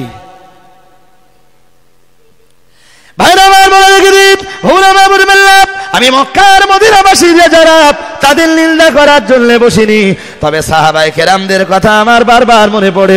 ইসলামের জন্য যারা জীবন দিয়েছেন, ইসলামের জন্য যারা রক্ত ঢেলে দিয়েছেন, বদরের প্রান্তরে যাদের রক্ত লেগে রয়েছে, ওহদের প্রান্তরে যাদের রক্ত লেগে রয়েছে, খন্দকের প্রান্তরে যাদের রক্ত লেগে রয়েছে, জঙ্গে মুতার প্রান্তরে যাদের রক্ত লেগে রয়েছে, তবুকের প্রান্তরে যাদের রক্ত লেগে রয়েছে, আজ যারা এই সমস্ত জেহাদের ময়দানগুলিতে নিজেদের জীবনকে কুরবান করে দিয়েছেন, তাদের কথা বারবার বারবার মনে হয়। আর বর্তমান মক্কা মদিনার মানুষ যারা, তাদের কথা বারবার বারবার আমার মনে হয়। ওমিয়া ভালো করি মাথায় রাখেন, আমার যেন মনে হয়েছে এরা অত্যন্ত আরাম প্রিয়, এরা অত্যন্ত ভোগী এবং বিলাসী। ও বাবাজিরা ভাইরা, কিন্তু না না না না না, সাহাবীদের ভিতরে ভোগ ছিল না, বিলাসিতা ছিল না, সাহাবীদের ভিতরে আরাম প্রিয়তা ছিল না। আর এদের এই ভোগ বিলাসিতার কারণে কোথায় রাশিয়ার বোখারা, আর কোথায় নিশাপুর, ও বাবাজিরা ভাইরা, কোথায় ইমাম তাবি রহমাতুল্লাহ আলাইহি মিশরের তাহা শহরে জন্মগ্রহণ করেছেন। তিনি তাহাবি শরীফ নামীয় হাদিসের কিতাবটা সংকলন করে ফেলেছেন। ইমাম বুখারী রহমাতুল্লাহ আলাইহি রাশিয়ার বোখারায় জন্মগ্রহণ করে রাশিয়ার বোখারায় ভূমিষ্ঠ হয়ে ইমাম বুখারী সারা পৃথিবীর সর্বাপেক্ষা বিশুদ্ধ হাদিসের কিতাব সহিহ বুখারী শরীফের সংকলন করে ফেলেছেন। ওমিয়া ভালো করে মাথায় রাখুন, হযরত ইমাম মুসলিম রহমাতুল্লাহ আলাইহি নিশাপুর নামীয় জায়গাতে ভূমিষ্ঠ হয়ে তিনিও মুসলিম শরীফ নামীয় হাদিসের কিতাবটা সংকলন করে ফেলেছেন। অমিয়া ভালো করে মাথায় রাখুন, ইমাম তিরমিজি বুখারা তিরমিজ নামীয় শহরে তিনি জন্মগ্রহণ করে তিরমিজি নামীয় হাদিসের কিতাবটা সংকলন করে ফেলেছেন। ভাইরা ভালো করে মাথায় রাখুন, আমি আপনার কাছে বলতে চাইছি, ইমাম আবু দাউদ রহমাতুল্লাহ আলাইহি আফগানিস্তানের কান্দাহারে ভূমিষ্ঠ হলেন। আর আফগানিস্তানের কান্দাহারে ভূমিষ্ঠ হয়ে তিনি আবু দাউদ শরীফের মতো বিরাট হাদিসের কিতাবটা রচনা করে ফেললেন, সংকলন করে ফেললেন। না না না না না, হিসাব কষে দেখা গেছে সিয়াসেত্তার হাদিসের কিতাবের ভিতরে কোন কিতাবের সংকলকের বাড়ি মক্কায় নয়, মদিনায় নয়। ও বাবাজিরা ভাইরা, আমি আপনার কাছে বলতে চাইছি, প্রিয় নবী মুহাম্মদুর রাসূলুল্লাহ সাল্লাল্লাহু আলাইহি ওয়াসাল্লাম আল্লাহর নবী ইন্তেকালের পরে, সাহাবীরা ইন্তেকালের পরে মক্কা আর মদিনার মানুষেরা তারা বিশ্বের মুসলমানদের জন্য খেদমতটা করলো কোথায়? যদি বলেন তফসিরের কথা, কোরআনের ব্যাখ্যা যারা লিখেছেন, আমি গোটা কত তফসিরের নাম বলে দিচ্ছি। 1 নম্বরে তফসিরে কাশাফ, যিনি লিখেছেন তার বাড়ি মক্কায়ও নয়, মদিনায়ও নয়। 2 নম্বরে বলছি আল্লামা নাসির উদ্দিন বাইজাবি রহমাতুল্লাহ আলাইহি, যিনি তফসিরে বাইজাবি শরীফ রচনা করেছেন, তার বাড়ি মক্কায় না মদিনায়। ভাইরা আমার মনে রেখে দিন, আল্লাহর কোরআনের ব্যাখ্যা গ্রন্থ যারা লিখেছেন তার ভিতরে একজন ছিলেন। ও বাবাজিরা ভাইরা, একটা তফসিরের নাম হলো তফসিরে রুহুল মাআনি, আর একটা তফসিরের নাম হলো তফসিরে রুহুল বায়ান। এ দুটি বিশ্বের এমনি করে বিশ্বের প্রামাণ্য দুটো তফসিরের কিতাব। ও বাবাজিরা ভাইরা, কিন্তু না না না না না, এদের কারো বাড়ি মক্কায় অথবা মদিনায় নয়। যদি বলেন তফসিরে জালালাইনের কথা, না না না না না, তফসিরে জালালাইনের সংকলক যারা, তফসিরে জালালাইন যারা লিখেছেন তাদের বাড়ি মক্কায় মদিনায় নয় গো। তফসিরে মাযহারি যিনি লিখেছেন, তফসিরে কুরতুবী যিনি লিখেছেন, সারা পৃথিবীর মাটিতে যত তফসিরের কিতাব আছে আমার জানা নাই গো, এই তফসিরের কিতাবগুলো লিখে মক্কা অথবা মদিনার মানুষেরা পৃথিবীর মানুষকে উপহার দিয়েছেন। তবে সাহাবাদের কথা, তাবা তাবিঈদের কথা আমি অস্বীকার করিনি। একজন মাত্র ইমাম হাদিসের একটা বিরাট খেদমত করেছেন, তবে সেটা তাবিঈদের যুগে। তিনি ইমাম মালিক রহমাতুল্লাহ আলাইহি, তিনি ভূমিষ্ঠ হয়েছিলেন মদিনায়। কিন্তু আমি তো বলেছি সাহাবী তাবেঈ বাদে এদের পিরিয়ডের পরে কারা করেছে বিশ্ব মুসলিম উম্মাহের চিন্তা? কেন মক্কা আর মদিনার মানুষে করিনি? ভাইরা আমার মনে রেখে দিন, আমি বলতে বলতে অনেক দূর চলে এসেছি। ও বাবাজিরা ভাইরা, আমি আপনার কাছে আরো একটা কথা বলবো। বিগত সম্ভবত 30-40 বছর 30-40 বছর আগে হবে, সৌদি সরকার একটা বিজ্ঞপ্তি দিল, সারা বিশ্বব্যাপী একটা বিজ্ঞপ্তি ছড়িয়ে দিল। আল্লাহ পাকের নবী মুহাম্মদুর রাসূলুল্লাহ সাল্লাল্লাহু আলাইহি ওয়াসাল্লাম, আল্লাহর নবীর জীবনী, আল্লাহ পাকের হাবিবের সিরাত লিখবার ব্যাপারে, আল্লাহর নবীর একটি জীবনী লিখবার ব্যাপারে একটা প্রতিযোগিতার আয়োজন সৌদি সরকার করে ফেললো। সারা বিশ্বের মাটিতে ঘোষণা দিল, বিভিন্ন দেশ থেকে যেন আল্লাহ পাকের নবীর সিরাতের কিতাব লিখে পাঠিয়ে দেওয়া হয়। সৌদি সরকার ওই সিরাতগুলোকে নিয়ে জাজ ঠিক করে, বিচারক নির্ধারণ করে বিশ্বের কোন দেশের বইটা প্রথম স্থান অধিকার করেছে সেটা সৌদি সরকারের লোকজনেরাই বিচার করবে। ভালো ভালো জাস্টিস সেখানে থাকবে। ও বাবাজিরা, ভাইরা, মাথায় রাখুন, সারা পৃথিবীর বিভিন্ন প্রান্ত থেকে আরবি ভাষায় নবীর জীবনী লিখে সৌদি গভর্নমেন্টের কাছে পাঠানো হলো, সৌদি সরকারের কাছে পাঠানো হলো, ইরাক থেকে পাঠানো হলো, ইরান থেকে পাঠানো হলো, তুরস্ক থেকে পাঠানো হলো, মিশর থেকে পাঠানো হলো, নাইজেরিয়া থেকে পাঠানো হলো, ইন্দোনেশিয়া থেকে পাঠানো হলো, পাকিস্তান থেকে পাঠানো হলো, ভারত থেকে পাঠানো হলো। সারা পৃথিবীর মাটিতে যতগুলো কান্ট্রি আছে প্রত্যেকটা দেশের মুসলমানেরা এক আধখানা করে কিতাব সেখানে পাঠিয়ে দিল। অমিয়া ভালো করে মাথায় রেখে দেন, কোন কোন দেশ থেকে দেখা গেল 10 খানা, 20 খানা, 50 খানা, 100 খানা, 200 খানা, 500 খানা পর্যন্ত কিতাব সেখানে চলে গেল। ও বাবাজিরা, ভাইরা, আমাদের ভারতবর্ষ থেকেও বেশ অনেকগুলো কিতাব সেখানে পৌঁছে গেল। অমিয়া ভালো ভালো করে মাথায় রাখুন, আল্লাহর নবীর জীবনী লেখার ব্যাপারে যে প্রতিযোগিতাটা হলো, বললে আপনারা অবাক হয়ে যাবেন। ওই প্রতিযোগিতায় মিশরের লোক প্রথম স্থান অধিকার করতে পারল না, ইরাকের মানুষ প্রথম স্থান অধিকার করতে পারল না, তুর্কিরা প্রথম স্থান অধিকার করতে পারল না, ইরানের মুসলমানরা প্রথম স্থান অধিকার করতে পারল না, এদিকে নাইজেরিয়ানরা তারাও প্রথম স্থান অধিকার করতে পারল না, ইন্দোনেশিয়ানরা তারাও প্রথম স্থান অধিকার করতে পারল না। প্রথম স্থান যারা অধিকার করেছিল তারা কারা জানেন? আরে ভাই, আমাদের ভাষা বাংলা, উত্তরপ্রদেশীদের ভাষা উর্দু, জি, বিহারীদের ভাষা হিন্দি, পাঞ্জাবিদের ভাষা ভিন্ন, গুজরাটিদের ভাষা ভিন্ন, তবে হালকা হালকা হিন্দি চলে, যে যা বুঝেছি। জি, ভারতবর্ষে যতগুলো স্টেট আছে, যতগুলো রাজ্য আছে, কোন রাজ্যের ভাষা আরবি এটা আমার জানা নেই। তা ভারতবর্ষের লোক রসুলের জীবনী কি লিখবে? ভাইরা আমার, মনে রেখে দিন, সারা পৃথিবীর বিভিন্ন প্রান্ত থেকে কিতাব লিখে পাঠানো হলো। আর দেখতে পাওয়া গেল প্রথম স্থানে যে বইটা চলে এলো, যে বইটা প্রথম স্থান অধিকার করলো, সেই বইটার লেখকের বাড়ি হলো ভারতবর্ষের হিন্দুস্তানের উত্তরপ্রদেশের মোবারকপুর গ্রামে, যার নাম হলো হযরত মাওলানা শফিউল্লাহ মোবারকপুরি। সুবহানাল্লাহ বলবেন, আর একটু মন খুলে বলবেন। কোথায় বাড়ি বলেছি? উত্তরপ্রদেশের মোবারকপুর। নাম কি? সাফিউর রহমান মোবারকপুরি, যে মাত্র 3 মাসের ব্যবধানে বইটা লিখে পাঠালেন। বইটার নাম রেখেছিলেন আর রাহিকুল মাখতুম। বইটার আরবি, বাংলা, পৃথিবীর বিভিন্ন ভাষায় ট্রান্সলেট হয়েছে বইটা, বিভিন্ন ভাষায়। আমার কাছে অন্তত 2-3 রকম ভাষায় আছে বইটা। বইটা খুব ভালো বই, দুরন্ত বই রাসূলের সিরাতের উপরে। বাংলাও বেরিয়েছে, পারলে একটা করে কিনে নেবেন, আর রাহিকুল মাখতুম।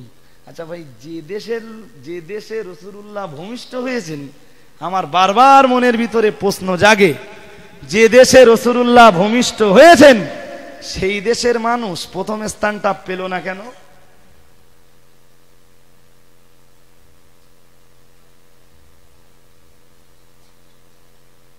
জি জি, ওদের ভাষা তো আরবি। মায়ের পেট থেকে পড়েই তো ওরা আরবি বলে। ওরা কথা বলতে শেখে জান্নাতি ভাষায়, কোরআনের ভাষায়, কবরের ভাষায়। সেই আরবি ভাষায় তো রসুলের জীবনী লেখার প্রতিযোগিতা হলো। সৌদির কোন আলেমের তো উচিত ছিল প্রথম স্থানটা পাওয়া। ভাই, এর পিছনে আমি ওই একটাই, শেষ পর্যন্ত একটাই সিদ্ধান্তে এসেছি, সবকিছু বুঝে সুঝে, সেটা হলো ময়রার বাড়ি মিষ্টির কদর থাকে না। ঘোড়ায় বলেছিলাম মনে আছে, ঘোড়ামির চালে ছাউনি জোটে না, এইটাই বাস্তব। যারা ঘুরে এসছে মক্কা মদিনায় তাদের একটু জিজ্ঞেস করে দেখবেন, তারা তাই বলবে। ওরা ইচ্ছা করলে বহু কিছু করতে পারত, কি করেছে ওরা? কিচ্ছু করেনি। আপনি বলুন, এই উত্তর ভারতের যতগুলো বিখ্যাত বিখ্যাত চিকিৎসালয় আছে, উত্তর ভারতে যতগুলো বেসরকারি হসপিটাল আছে, এই হসপিটালগুলোর কলকাঠি কারা নিয়ন্ত্রণ করে জানেন? জানেন?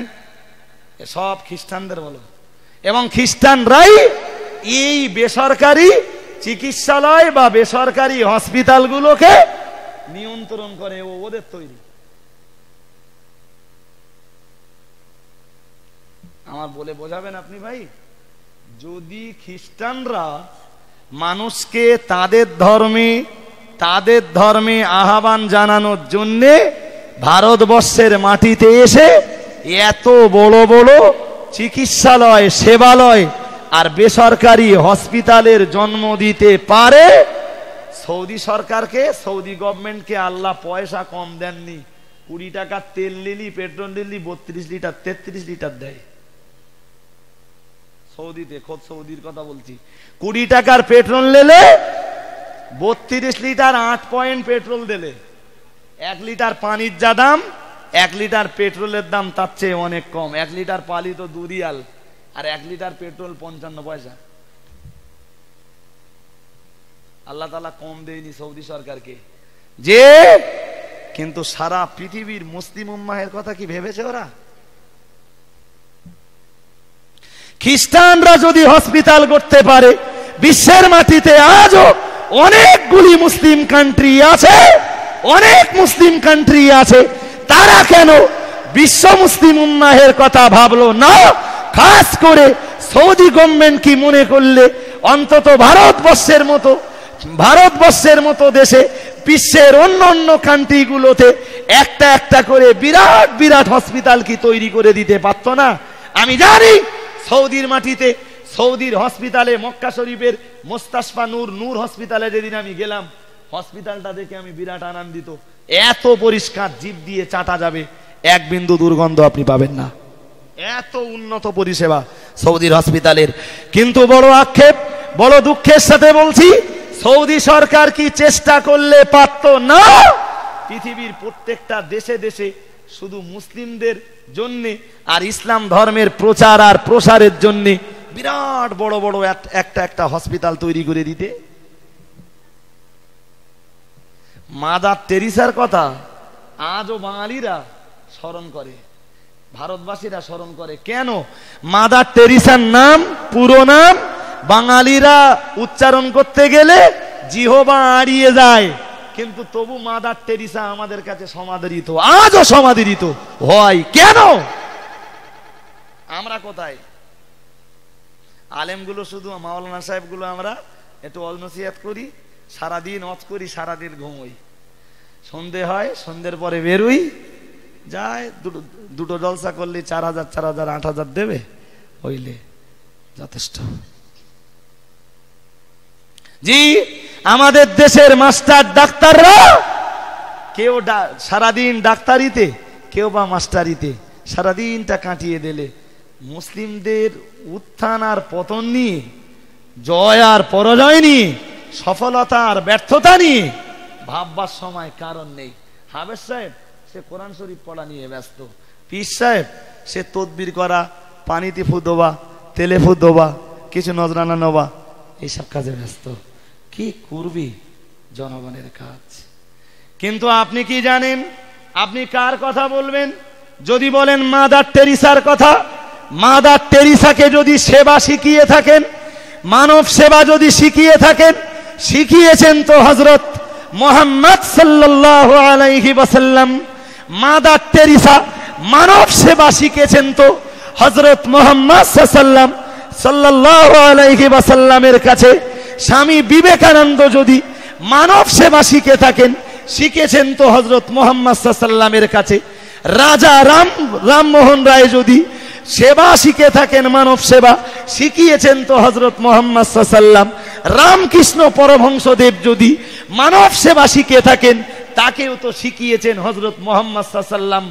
এরা সবাই তো হযরত মুহাম্মদ সাল্লাল্লাহু আলাইহি ওয়াসাল্লামের কাছে ঋণী। যে ইসলাম ধর্ম মানব সেবার ব্যাপারে বারবার তাগিদ করেছে, সেই ইসলাম ধর্ম অবলম্বী সারা বিশ্বের মুসলমান আজ মানব সেবায় সবচেয়ে পিছিয়ে। জি, বিক্ষিপ্ত ভাবে কোন কোন জায়গায় সেবা বলতে একটু অর্ধেক ওই বস্ত্র প্রদান করা হয়, আর কোন কোন জায়গায় চক্ষুছানি অপারেশন কেন্দ্র মাঝে মাঝে গড়ে উঠতে দেখা যায়, তাছাড়া আর কি হয়? তবে আমি খুব আফসোসের সাথে জানাচ্ছি, খুব দুঃখের সাথে জানাচ্ছি, আমাদের দেশের কিছু যুবকের চিন্তায় এরূপ বস্ত্র বিতরণের আয়োজন, চক্ষুছানি অপারেশনের আয়োজন যদিও হয়ে থাকে, আর একটা শ্রেণীর যুবকদেরকে দেখেছি তাদের তো সময় কেটে যায় শয়তানের গোলামি করতে করতে। যদি বলেন কিরকম আয়োজন করেছে, ফ্যানশানের। কিসের আয়োজন করেছে? বিচিত্রা অনুষ্ঠান, একজন নায়ক আর দুজন নায়িকা আসবে, এক একজনের ফিস 3 লক্ষ টাকা করে, মাত্র থাকবে 2 থেকে 2.5 ঘন্টা। কারা ঝুঁকি নিচ্ছে? কারা ঝুঁকি নিচ্ছে? 20 লক্ষ টাকা ঝুঁকি নিয়েছে এই জওয়ানেরাই বিচিত্রা অনুষ্ঠানে। জি, 200 টাকা টিকিট। দেশের জনগণের জাহান্নামে নিয়ে যাবার ঠিকাদারি লেছো না। কি করেছে একটা শ্রেণীর জওয়ান যুবকরা যখন মানব সেবার জন্য এই ভারতবর্ষের মাটিতে, বাংলার মাটিতে এগিয়ে এসছে, ঠিক সেই পিরিয়ডে আর একটা শ্রেণীর যুবককে আমরা দেখতে পাবো 16 দলীয় নকআউট ফুটবল প্রতিযোগিতার আয়োজন করেছে। ভাই ঘুমাচ্ছেন নাকি?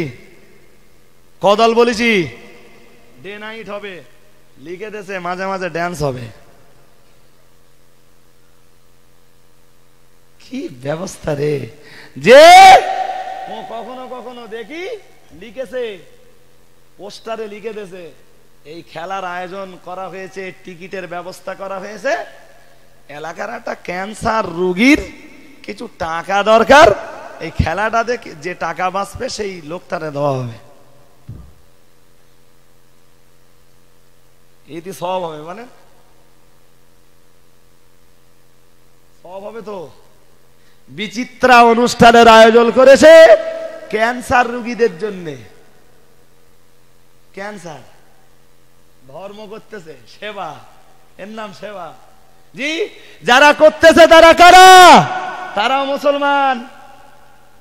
জি, দেশের হাজার হাজার মুসলমানদেরকে ডেকে জাহান্নামের গর্তে ভরে তারপরে একটা ক্যান্সার হয়েছে এইরকম একটা লোকের সেবা করতেছে। ওরা সব গর্তে চলে গেছে, জাহান্নামের গর্তে। ভাইরা আমার মনে রেখে দিন, আমি বিষাদ বিবরণ দেব না, বিষাদ আর আলোচনা করব না। ও বাবাজিরা, ভাইরা, প্রিয় নবী মুহাম্মদুর রাসূলুল্লাহ সাল্লাল্লাহু আলাইহি ওয়াসাল্লাম, আল্লাহ নবী তখন ভরা ফুটন্ত যৌবনে, আল্লাহর নবী, দিনের নবী রাসূলুল্লাহ মক্কার মাটিতে তাকিয়ে দেখেছিলেন, মক্কার মাটিতে বহু এতিম এসির অসহায় রয়েছে। আল্লাহ নবী দেখলেন তাদের পেটে এক বেলা খাবার জোটে তো আর এক বেলা জোটে না। আল্লাহ নবী দেখতে পেলেন বহু এতিম রয়েছে মক্কার মাটিতে, যাদের পরনে বস্ত্র জোটে না। আল্লাহর হাবিব দেখতে পেয়েছিলেন এই মক্কার মাটিতে বহু বিধবা নারী রয়েছে, যাদের পেটে দুবেলা দুমুঠো খাদ্য জোটে না, পরনে যাদের ভালো বস্ত্র জোটে না, তাদের ট্রিটমেন্টের খরচ জোগে না। আল্লাহ নবী মুহাম্মদ সাল্লাল্লাহু আলাইহি ওয়াসাল্লাম মক্কার মাটিতে দেখতে পেয়েছিলেন, দৃষ্টি নিবন্ধ করে তিনি উপলব্ধি করতে পেরেছিলেন এই মক্কার মাটিতে এমন বহু ছেলে মেয়ে রয়েছে, ব্রেন জাতির বড় ভালো, কিন্তু পয়সার অভাবে তারা ট্রিটমেন্ট করতে, তারা পয়সার অভাবে লেখাপড়া করতে পারে না।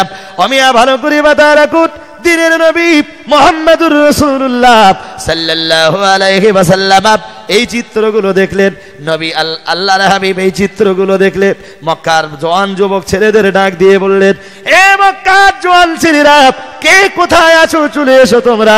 আমি মুহাম্মদ সাল্লাল্লাহু আলাইহি ওয়াসাল্লাম তোমাদেরকে নিয়ে একটু আলাপ আলোচনা করব, তোমাদেরকে নিয়ে একটু মানব সেবার কাজ করব, তোমরা আমাকে সহযোগিতা করো। আমি দিনের নবী রাসূলুল্লাহ তোমাদেরকে নিয়ে মানব সেবার কাজে এগিয়ে যাব। অমিয়া ভালো করে মাথায় রাখুন, আল্লাহর নবী মক্কার জওয়ান ছেলেদেরকে একত্রিত করলেন, ডেকে বললেন, শোনো, আমি মক্কার মাটিতে দৃষ্টি নিবন্ধ করে দেখেছি, এখানে বহু এতিম বাচ্চা রয়েছে যাদের পরনে বস্ত্র যোগে না।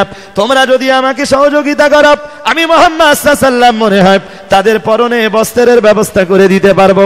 তোমরা যদি আমাকে সহযোগিতা করো, আমি মুহাম্মদ সাল্লাল্লাহু আলাইহি ওয়াসাল্লাম আমি মনে হয় জানো তাদের পেটের খাবারের ব্যবস্থা করে দিতে পারবো। এই মক্কার মাটিতে বহু বিধবা নারী রয়েছে যাদের অন্ন যোগে না, বস্ত্র যোগে না।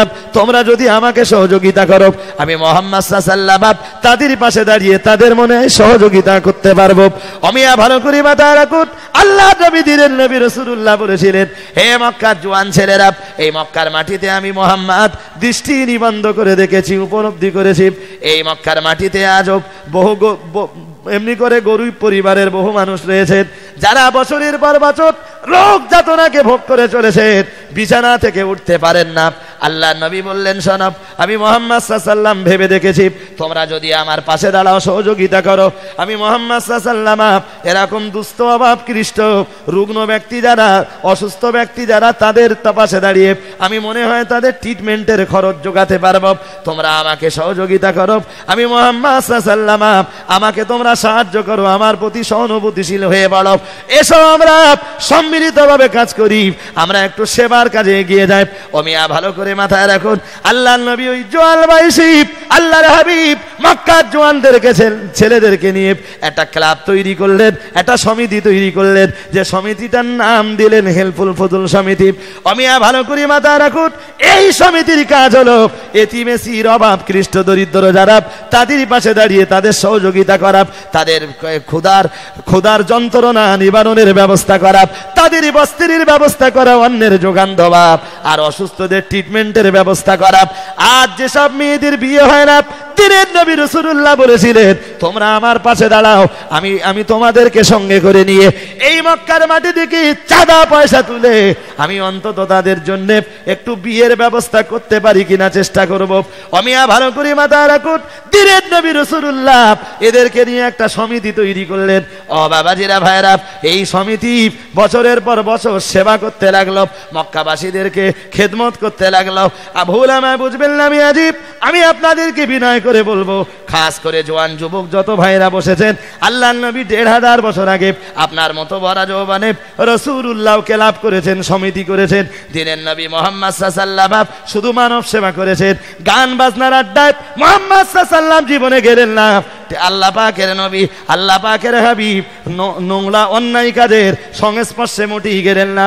ও বাবাজিরা, ভাইরা, ও জওয়ান যুবক ভাইরা, সেবা যদি করতে হয় হযরত মুহাম্মদ সাল্লাল্লাহু আলাইহি ওয়াসাল্লামের কাছে, দিনের নবীর কাছে আপনাকে আদর্শ নিতে হবে, রাসূলুল্লাহর কাছে আপনাকে আদর্শ নিতে হবে। মুহাম্মদ সাল্লাল্লাহু আলাইহি ওয়াসাল্লাম যে বয়সে, যে পিরিয়ডে আল্লাহর নবী সেবা করেছেন, ওই পিরিয়ডটা জানো আপনার জীবনটাও ওইভাবে জানো সেবা করতে করতে যেন কেটে যায়, মানব সেবায় যেন কেটে যায়।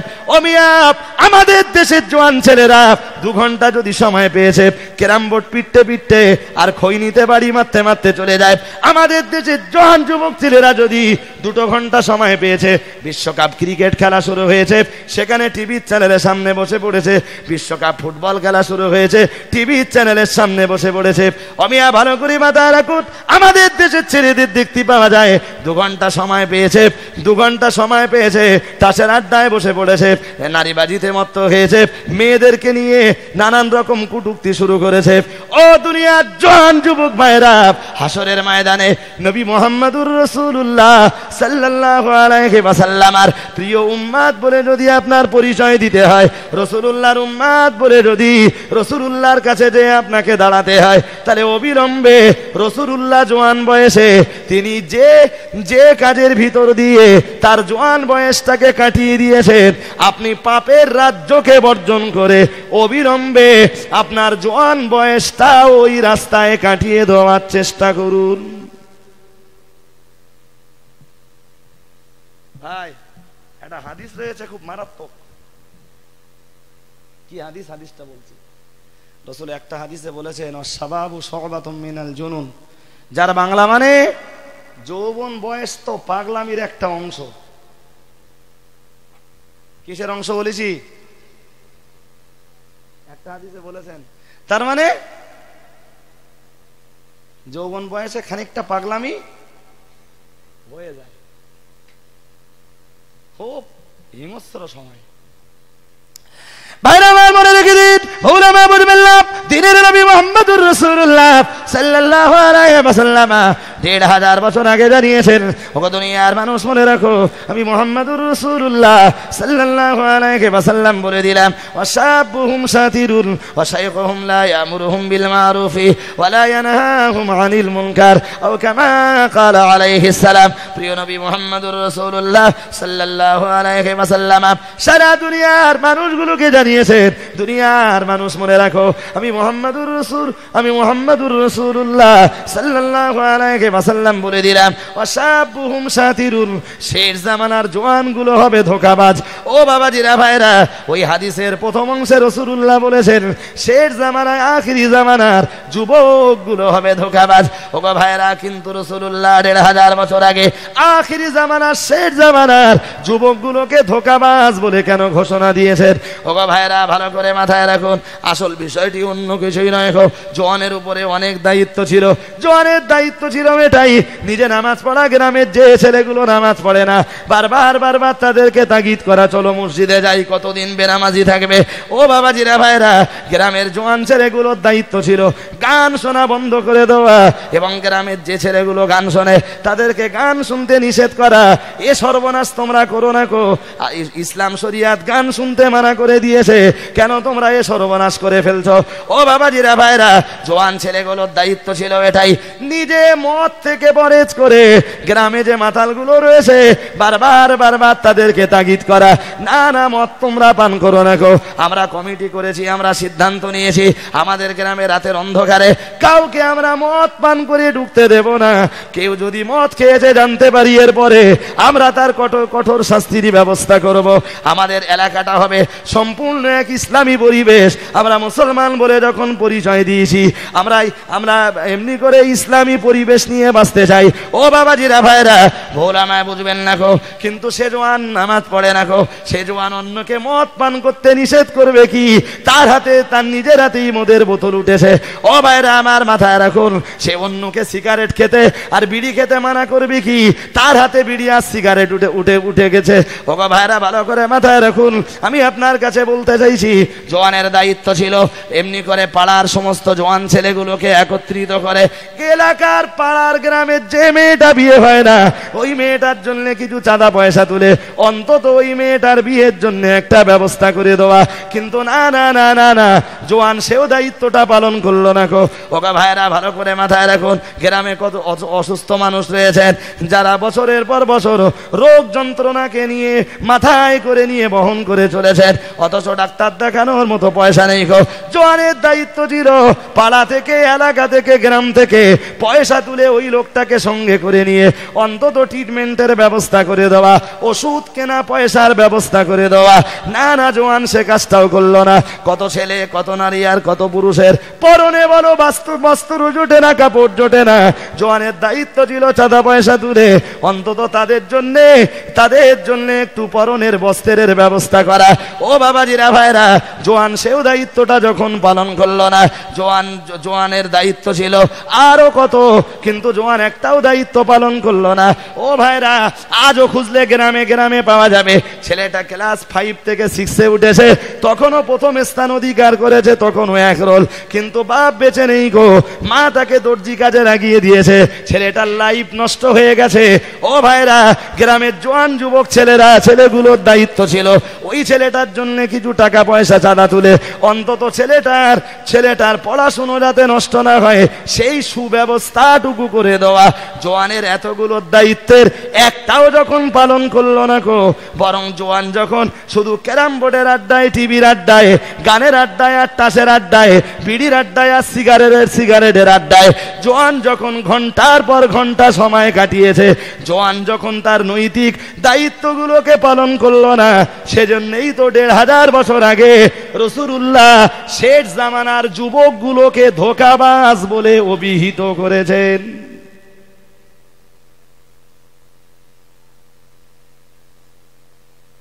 শুনছেন নাকি? হ্যাঁ, এমনি রাখো। জওয়ানের প্রচুর দায়িত্ব। বুড়ো মানুষগুলো কি করবে? তাদের তাই লাঠি হাতে নিয়ে চললে ভালো হয়। তারা দেশের জন্যে, জাতির জন্যে, সমাজের জন্যে, মুসলিম কমিউনিটির জন্যে, মুসলিম উম্মাহের উন্নতির জন্যে, ডেভেলপমেন্টের জন্যে তারা দৌড়াবে কি? তাদের তাই হাত ধরে তুলে দিলে ভালো হয়। জওয়ান, তোমার গায়ের, তোমার শরীরের রক্ত তাজা। তুমি যে বয়সে টিভির আড্ডায়, গানের আড্ডায়, তাসের আড্ডায়, বিড়ি সিগারেটের আড্ডায় আর নারীবাজিতে তোমার জীবনের সময়টাকে নষ্ট করে দিয়ে চলেছো, তুমি কি জানো? তোমার মতো বয়সেই, তোমার মতো তরুণ আর তোমার মতো জওয়ান বয়সেই সাহাবারা বদরের প্রান্তরে, ওহদের প্রান্তরে তাদের বুকের টাটকা রক্ত ঢেলে দিয়েছেন। তাদের রক্তে বদরের মাটি আর ওহদের মাটি রঞ্জিত হয়েছে। তারা নিজেদের জীবনটাকে উৎসর্গ করে দিয়েছেন। তোমার কাছে জীবন কেউ চাইনি, শুধু চেয়েছে মানুষের জন্য একটু সেবা। তুমি তোমার পাপের মাথায়, তাসের আড্ডায়, তোমার গানের আড্ডায়, তোমার অন্য আড্ডায় তুমি লাথি মেরে অন্তত জীবন তোমার কাছে চাওয়া হয়নি। অন্তত পক্ষে মানুষের সেবায় তো খানিকটা আত্মনিয়োগ করো।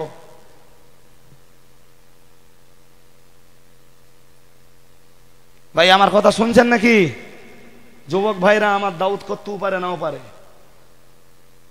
আমার কিছু এসে যায় না, কিন্তু এই কথাগুলো বলা ছিল আমার নৈতিক কর্তব্য এবং দায়িত্ব। তবে জওয়ান ভাইরা, এটি তোমরা জেনে রেখো ভাই, তোমরা নেকির কাজের আঞ্জাম দেবে, সওয়াব পাবে। তোমাদের ওই নেকির রাস্তা ধরে যত লোক নেকির কাজ করবে, আল্লাহ সব সওয়াব তোমাদের আমলনামাতে লিখে দেবে। সুবহানাল্লাহ বলবেন? আর একটু মন খুলে বলবেন। সাপোজ রোজার মাসে রাত রোজাদারদেরকে জাগিয়ে দেওয়ার জন্য কারা দৌড়য়? হ্যাঁ জি, জওয়ান যুবক ভাইরাই দৌড়ায় জি, বুড়োরা নয়। ভাই, আমি বলতে চাইছি আপনাদের, এর জন্য সওয়াব তারা পাবে, সওয়াব তাদের হবে। কিন্তু একটা কথা তো বলতেই হবে ভাই, ওই যে ঈদের নামাজটা পড়েই সিনেমা হলের খোঁজ নেওয়া, কাজটা কিরকম হবে? ভাইরা আমার বলে রেখে দিন, প্যারা নবী মুহাম্মদুর রাসূলুল্লাহ সাল্লাল্লাহু আলাইহি ওয়াসাল্লাম হাদিস পাকের ভিতরে জানিয়েছেন, ওগো দুনিয়ার মানুষ মনে রাখো, আমি মুহাম্মদুর রাসূলুল্লাহ সাল্লাল্লাহু আলাইহি ওয়াসাল্লাম বলছি, মান সান্না ফিল ইসলামি সুন্নাতান হাসানাতান ফালাহু আজরুহা ওয়া আজরু মান আমিলা বিহা আও কামা ক্বালা আলাইহিস সালাম। প্রিয় নবী মুহাম্মদুর রাসূলুল্লাহ সাল্লাল্লাহু আলাইহি ওয়াসাল্লাম হাদিস পাকের ভিতরে জানিয়েছেন, ওগো দুনিয়ার মানুষ মনে রাখো, আমি আল্লাহ পাকের হাবিব তোমাদেরকে বললাম, মান সাল্লা ফিল ইসলামি সুন্নাতান হাসানাতান, আমার আল্লাহর নবী জানিয়েছেন, ইসলামের ভিতরে কেউ যদি নেকির নতুন কোন রাস্তা তৈরি করে দেয়, নেকির কোন উৎস যদি তৈরি করে দেয়, নেকির যে রাস্তাটা এ পর্যন্ত ছিল না, এরকম কোন রাস্তা যদি কেউ তৈরি করে দেয়, আমার আল্লাহ নবী জানিয়েছেন, যে মানুষটি নেকির নতুন এই রাস্তাটি তৈরি করে দেবে, নেকি অর্জনের এই উৎসটুকু তৈরি করে দেবে, আমি মুহাম্মদুর রাসূলুল্লাহ সাল্লাল্লাহু আলাইহি ওয়াসাল্লাম বলে দিলাম, নেকির ওই রাস্তা তৈরি করবার জন্য তার বা তাদের একটা নেকি যা হওয়ার তো হবে। আমার আল্লাহর নবী জানিয়েছেন, পরন্তু ওই রাস্তা ধারণ করে যত মানুষ নেকির কাজ করবে, মহান আল্লাহ পাক রব্বুল আলামিন প্রত্যেকের সওয়াব, সকলের সওয়াব যারা নেকির রাস্তা তৈরি করেছে তাদের আমলনামাতে লিপিবদ্ধ করে দেবেন। জোরে সোরে বলুন সুবহানাল্লাহ। ও ভাইরা আমার, মাথায় মাথায় রাখুন। আমি আপনার কাছে বলবো মিয়াজি, জোয়ান ভাইরা যদি নেকির কোন নতুন রাস্তা তৈরি করে, তাহলে রাস্তা তৈরি করবার জন্য সওয়াব যা পাবে তো পাবে, তাদের নসিবে যা জুটবে তো জুটবে। আর ওই রাস্তা ধরে যত মানুষ নেকির কাজ করবে, আল্লাহ ওদের প্রত্যেকের সওয়াব, যারা নেকির কাজ যে নেকির কাজের রাস্তা তৈরি করেছে তাদের আমলনামাতে লিপিবদ্ধ করে দেবেন। ও ভাইরা, ও জওয়ান যুবক বন্ধুরা, তবে এটাও মনে রাখা দরকার, শুধু নেকিটা নিলে হবে না বন্ধু, নতুন কোন গোনার কাজের উৎস তৈরি করবা, এটাও মনে রাখা দরকার। ওই গোনার কাজের রাস্তা তৈরি করবার কারণে একটা গোনা তো যা হওয়ার হবে, আর সেই সঙ্গে যত মানুষ ওই রাস্তা ধারণ করে গোনার কাজ করবে, মহান আল্লাহ পাক রব্বুল আলামিন এতগুলো মানুষের গোনা সব তাদের আমলনামাতে লিখে দেবেন, যারা ওই গোনার রাস্তাটা তৈরি করেছে। আমি দৃষ্টান্ত স্বরূপ বললে অনেক কথা বলতে পারবো। ও বাবাজিরা ভাইরা, আমি ছোট্ট একটা দৃষ্টান্ত দেব। মনে করুন এলাকার 25টা ছেলে মিলে ফুটবল টুর্নামেন্টের আয়োজন করেছে। আমি চট করে জিজ্ঞাসা করব, ও ভাইরা, ফুটবল খেলা জায়েজ না হারাম? কি বলেছেন? হারাম বলেছেন। আচ্ছা ভাই, যদি দেখি কোন আলেম ফুটবল ময়দানে যে হাজির,